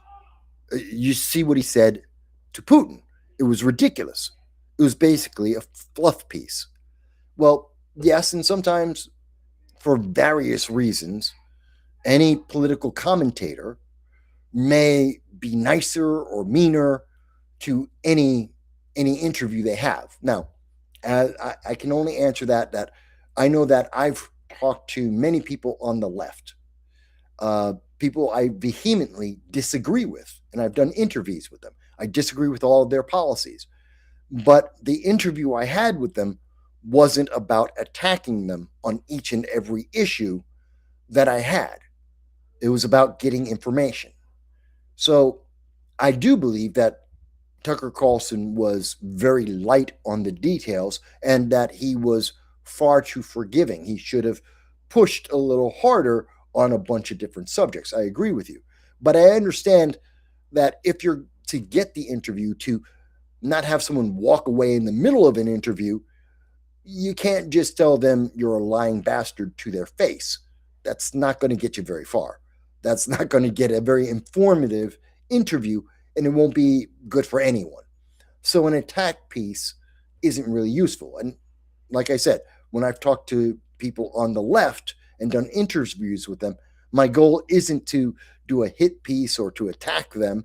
It's to get information for the public, to make people aware of the policies and issues so that they can evaluate them for themselves. Now, that does mean I get to push somewhat, but I'm not going to force this person to, I'm not going to insult them to their face and have them leave and get none of the questions that I have answered. I'd rather get the questions answered. I'm not defending Tucker. It's his own show. He can do whatever he wants. But that is an understanding I have why journalists aren't always 1,000% attack when they're talking to someone who's unpleasant. That being said, as for what's going on with Tucker and his fight with Megyn Kelly and Candace Owens, I don't care. Again, that's not important to me. That's gossip. Gossip inside. Republicans are arguing amongst themselves. I don't care. I don't care about that. You know, calling each other names, saying that you're not really a Republican, you're not really supporting MAGA. I don't care about that stuff. That doesn't mean anything to me. It really doesn't. There are many pundits out there. There are many analysts. There are many news shows. And just because a popular person today is having an argument with another popular person today, I don't care. I don't care. Means nothing to me. I personally don't watch Tucker Carlson. I don't watch Megyn Kelly. And I don't watch Candace Owens. I have no idea what any of them are saying at any given moment, and I don't care. Occasionally, I'll see a clip here or there, someone highlighting some segment that they've done, and sometimes I pay attention to that, but I don't watch their shows. I don't care what they say. I don't need, this is me personally, I don't need their analysis to make me understand what's going on. What I need is the raw data. I understand, I've been doing this long enough, I can extrapolate and I have my own understanding of consequences of the things that are happening. So I don't rely on them. And generally speaking, there's a limit to a lot of, well, not a limit, but once some journalists reach a certain level of notoriety and fame internationally, they get very full of themselves and they stop working as hard to be honest and to just provide information to the public and a clear analysis. Now, that doesn't mean there isn't bias. Of course there is. Everyone has a bias. I have a bias. Everyone has a bias. There is no one who is talking about political commentary. There's no politician that doesn't have a bias. Everyone does. It's whether or not they're honest enough to tell you what their bias is so that you can weight it and try and figure it out. And see, even with that bias, does it make sense? That's the problem with people like Don Lemon. He thinks he's fair and he's neutral. No, he's not. He's a full-throated leftist activist. And I'm not upset that Don Lemon is a full-throated activist. I'm upset about his activism, and I am upset that he lies to the public and says that he's neutral when he's blatantly not. Same thing for Megyn Kelly on the right, and I don't really even know where Candace Owens or Tucker Carlson fall anymore. I wouldn't call them, I guess you could say they're Republican or on the right, but they're kind of out in left field doing their own thing. So I don't really know where to put them. So you got to balance all that. And for me, the balance is I'd rather have hard news and I do my own commentary. And not everyone agrees with it. And I have no problem with people saying that, well, I'm going to watch a piece of this person and a piece of that person. Some people only pay attention to my international analysis. Some people only pay attention to my domestic analysis. Some people only listen to me when I'm talking about the Second Amendment or the First Amendment or race relations. Take what you can from the people that you are interested in, but never believe that they have no bias, no self-interest in whatever they're presenting, because everyone does. I do too. I want to have 5,000 subscribers. I want to make I want to make money doing this. I have a self-interest. So does everyone. I want more Republicans to win in races that are qualified, effective, and efficient. I have a bias. There's nothing wrong with that. So I hope that answers your question, Kaiwan. It's not a complete answer, but it is an answer, the best one I can provide. All right. I am way behind on where I wanted to be at this point in the show. We have seen, as I was talking about all of that, part of what's going on right now is there is tension because U.S. warships, and this is coming from Axios, even Axios will acknowledge that U.S. warships have traveled across the Strait of Hormuz both ways, and that the United States is currently actively removing mines from the Strait of Hormuz.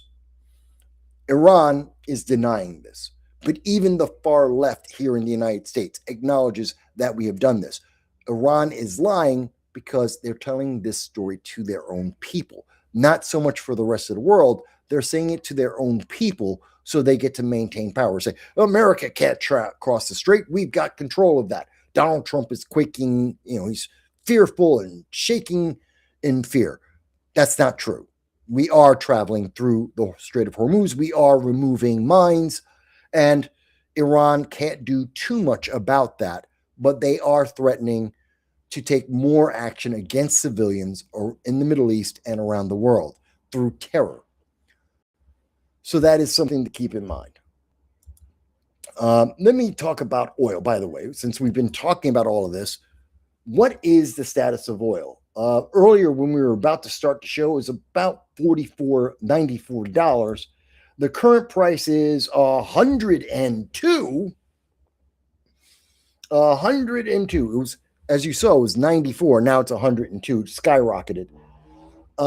This is not official trading. The official trading has not begun yet.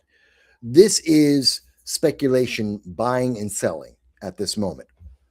What I believe it is that obviously because the ceasefire, the first round of talks have failed, that we're seeing that the price of oil jump back up to about $100. I expect that to drop back down because it's exactly the same as we've seen several times so far in the last 40 days. Depending on how the news comes out, the emotions get scared, people panic. We see the price of oil skyrocket on speculation. And then as people deal with the news and they absorb all the details, we've seen the price come down.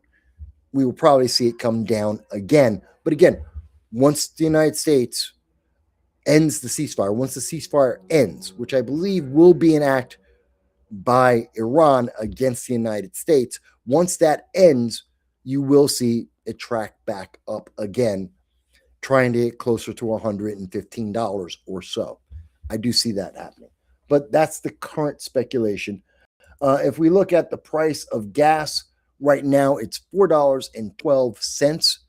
It's kind of interesting because that's stagnant. We haven't seen throughout this conflict that the price of oil has been steady. And it hasn't really reached the $4.25 national level. Now, I know there are some states that are at that or higher, like in California, which is because of California taxes and their environmental policies.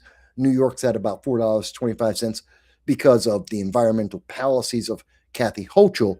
But the rest of the nation, the majority of the nation, isn't there yet. I think you could see the price if the ceasefire holds for another couple of days. If we have confidence that it'll get through another week, you will see that the price will drop down a little bit, closer to about $4 before it goes back up again. Yeah, I know. Let's see. Where are we? Hi, Con. Good boy. Let me deal with inflation real quick, because I meant to go over this earlier. At the same time that we're talking about oil and the price of oil, price of gasoline, obviously that is inflationary.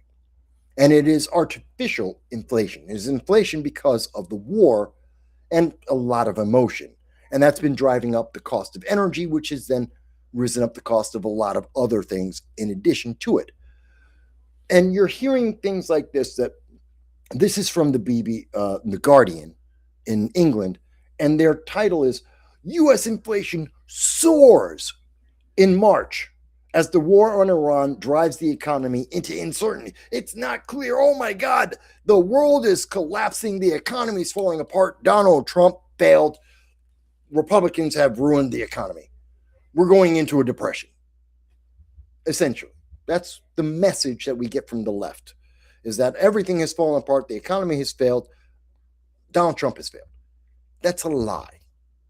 That is a bald-faced lie. I've been saying this for a couple of weeks now, as we've heard the left continuously say the same lie over and over and over again, that you should be panicked because inflation is out of control, the economy is falling apart, everything is ruined. Not true. Not even close to true. Inflation, which was estimated, the estimate for the report was about 3.5 to 3.8% amongst most economists in the world. Most economists were saying America would have about 3.5 to 3.8% inflation. The target inflation rate is 2%.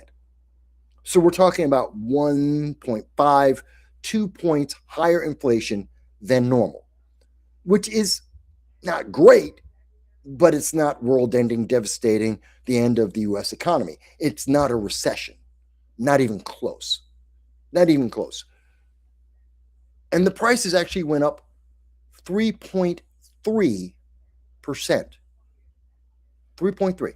Not even the 3.5, not the 3.8. It's lower than what many were estimating.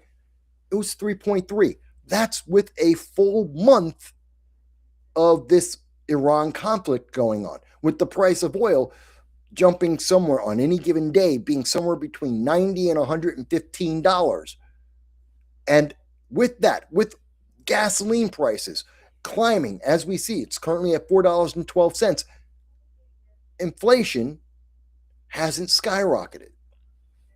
What was the comparison if we were looking just back a year ago in 2022, 4 years ago, under the Biden-Harris administration in April of 2022, without a war with the U.S., without U.S. troops being invaded, without a blockade of oil coming 20% of the oil in the world, we saw that the United States inflation was 10.5% and increasing.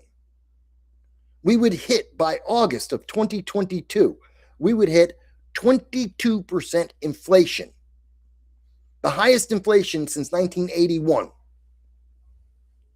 Massive inflation. And that's without a military conflict. And now, but that, we were told then, remember, that was Bidenomics, that was the Inflation Reduction Act, the Build Back Better deal. We were told, no, it's all okay. The economy's fantastic. You just don't understand. How many times under the Biden-Harris administration did the left, the Democrats, the progressives, they told you the economy's fantastic. You just don't understand. As we saw inflation increase and increase and increase to 22%. It's 3.3%. And they're telling you that the economy is worse today than in 2022. They're lying to your face. The data is absolutely clear on this. That doesn't mean that things aren't more expensive. They are. We've never recovered from the Biden economy. Prices never readjusted fully. They were getting better, but that takes time. And it wasn't happening overnight. When you're hearing these people say, oh my God, you just don't understand. You do understand, because the data is very clear. The rate of inflation increased by 0.9%, a little less than 1% in March. That's we went from 2.6 to 3.5 unadjusted up to 3.3% over year. It's not that bad. It's not great. The prices that were high because of the Biden policies, Bidenomics, never really went down. So we're still hovering at higher prices because of what Biden did to the economy. But we really haven't felt the impact of this. So far, it hasn't reached the United States. There may be third world nations that are absolutely getting devastated, but they're third world nations. Everything devastates them. It's not affecting the United States. It's not really affecting Europe yet. And even when it does, as it has been growing, it's not a complete shock to the system.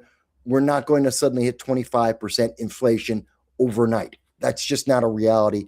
That's just not happening. That's not the data, and the government is providing all the data. In fact, looking at the unemployment rate, we're at 4.3%. Where is it? There it is. We have about 4.3% inflation. Nope, wrong one. Sorry. Here it goes. Let me give you this data. We're at 4.3%. The unemployment rate went down. Let me say it again. The unemployment rate month to month went down 0.1%. It was a reduction in unemployment. And we have 3.3% inflation.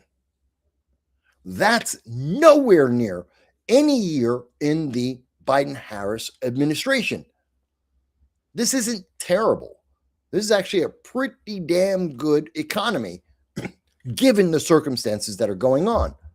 It's just that we have the lingering increase in prices, the skyrocketing of prices that shocked the system under the Biden-Harris administration that we have never recovered from, that we haven't adjusted to. And that's the problem. Not what we're seeing right now. 4.3% inflation is not radical. That's not a problem for our economy.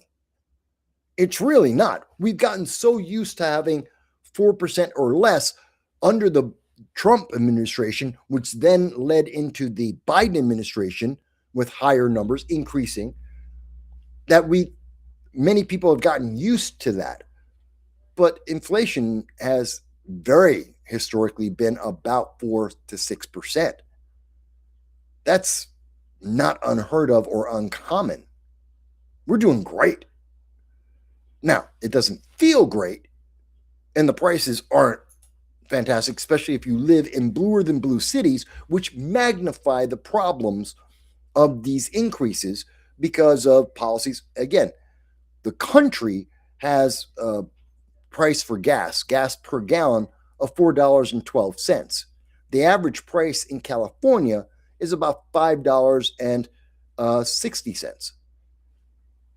That's a massive difference. Why? Because of the policies of California, which are failed Democratic policies. Why is New York State, we're looking at about $4.26 a gallon of gasoline, which is higher than the national average. Why? Because of the economic policies of Democrats in New York State. And the bluer the state is, the higher the price of gasoline and oil and energy are. But that's not because of the conflict. That's because of the policies of the Democrats that had already failed and have already led to higher prices. That's not a Trump problem. That's not a Trump administration issue. That's not even an Iran war issue. That's a bluer than blue Democrat issue. Again, Democrats have been in control of New York, California, Illinois, Massachusetts for 50 years. The problems are from Democrats, not Republicans. Republicans didn't cause this problem. So anytime there's any blip in the system, California, New York, Illinois, Massachusetts, Washington State, they are guaranteed to hyper-react as compared to pretty much any other state in the country because their policies are ridiculous and failed. They have failed completely. So I just wanted to make sure you understood that because you're getting lied to. You're being told that everything is so much better. Let me move on. I think that's clear. If it's not, please let me know.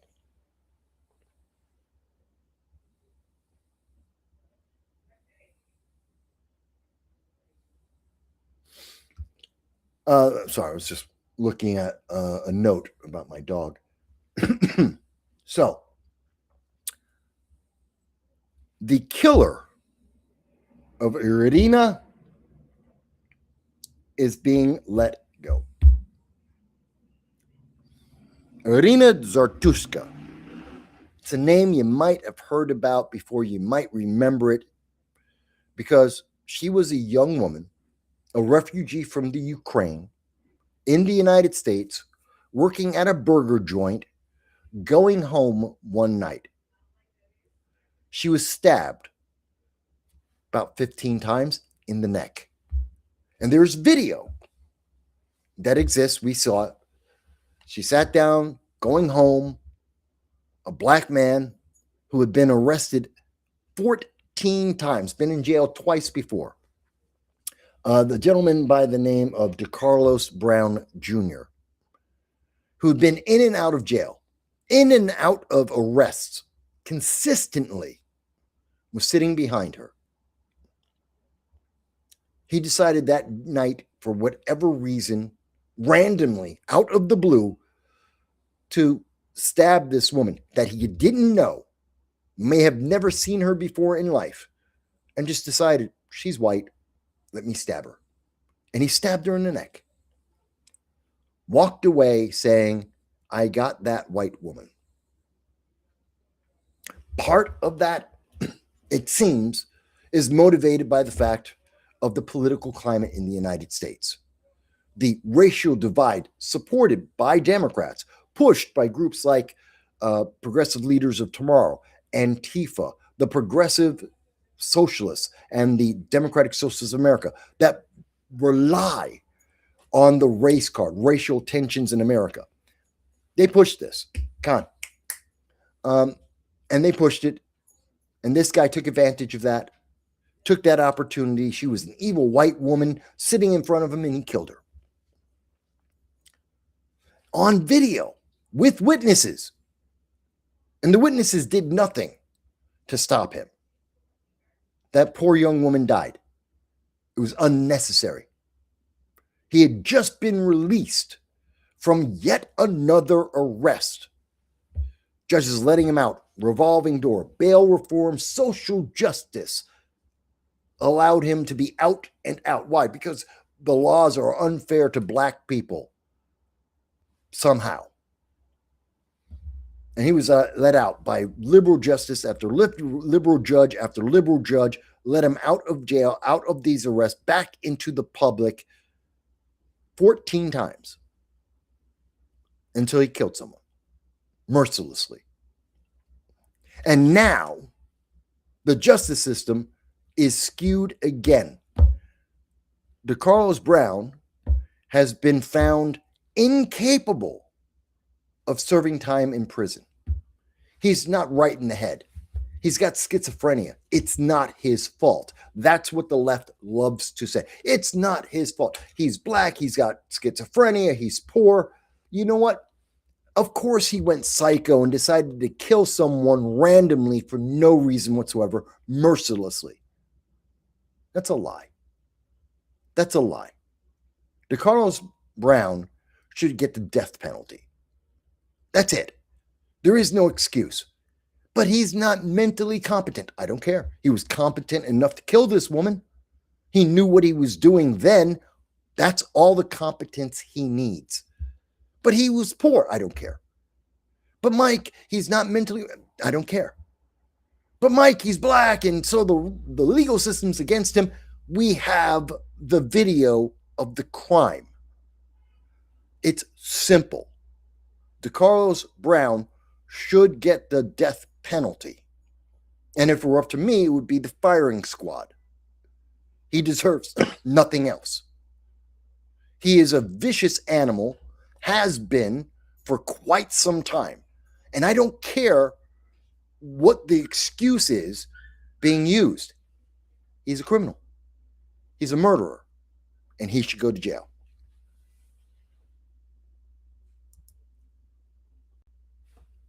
I don't have much more to say on that. I just don't. It's pretty straightforward. Speaking of that, I know. Fish up. I know. Speaking of that, there is, of course, the Anthony Griffin, who in New York State walked into Grand Central Station, 42nd Street, one of the largest stations in all of New York City. Classic, well-known. Hundreds of thousands of people pass through there in any given day. Well, tens of thousands. Let me not exaggerate. Tens of thousands pass through Grand Central Station every day. And this man got off a subway, walked into the station, and with a machete attacked 3 elderly people. Now, there's just nothing. There's nothing to justify this. And I'm just showing you the news here. Machete-wielding New York City maniac. He attacked, he tried to kill 3 elderly people in their 80s, in their 60s. He tried to kill these people. Get the commercial off my... Thank you. He tried to kill 3 people. 80s and 60-year-olds. He called himself Lucifer. Well, his action is kind of like Lucifer. And again, I'll hear, but Mike, he's not mentally stable. He's black. He's probably poor. You know, it's not his fault. Yes, it is. He made that choice. He picked up that machete. He went over and he decided to use that machete to try and kill people mercilessly. This guy, and there are plenty of witnesses. This isn't something that's being disputed. Oh my God, he didn't do it. You got the wrong guy. Yes, we got the right person. It's not a question. The answer is he should get the death penalty. Again, should be a firing squad. There is no excuse for this. I don't care if he's black. I don't care if the law is biased. No.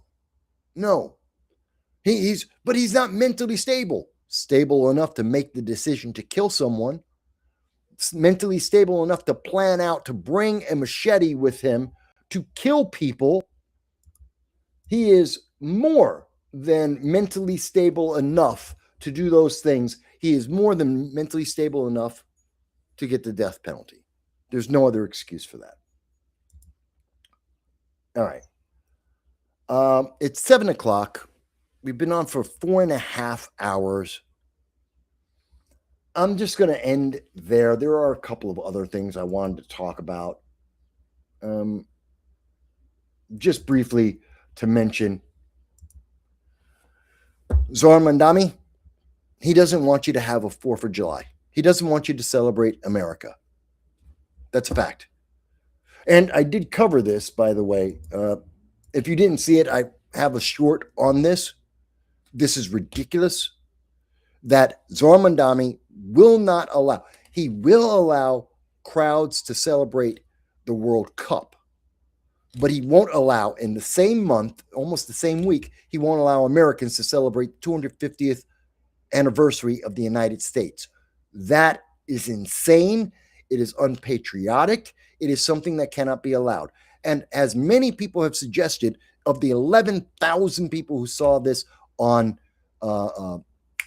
Instagram, many of them have said he can't arrest a couple thousand people. Every American should go down to Times Square when the ball is dropping to celebrate the 250th anniversary of the United States.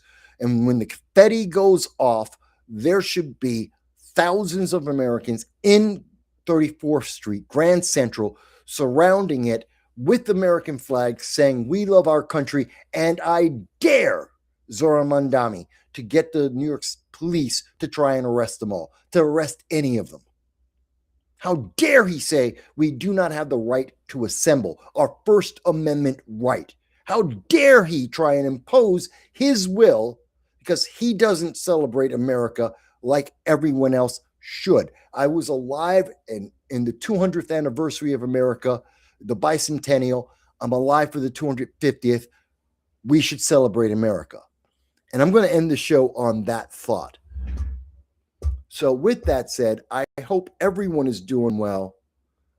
Thank you, everyone, for the birthday wishes. Look forward to seeing the community TV specials. They'll be coming out soon.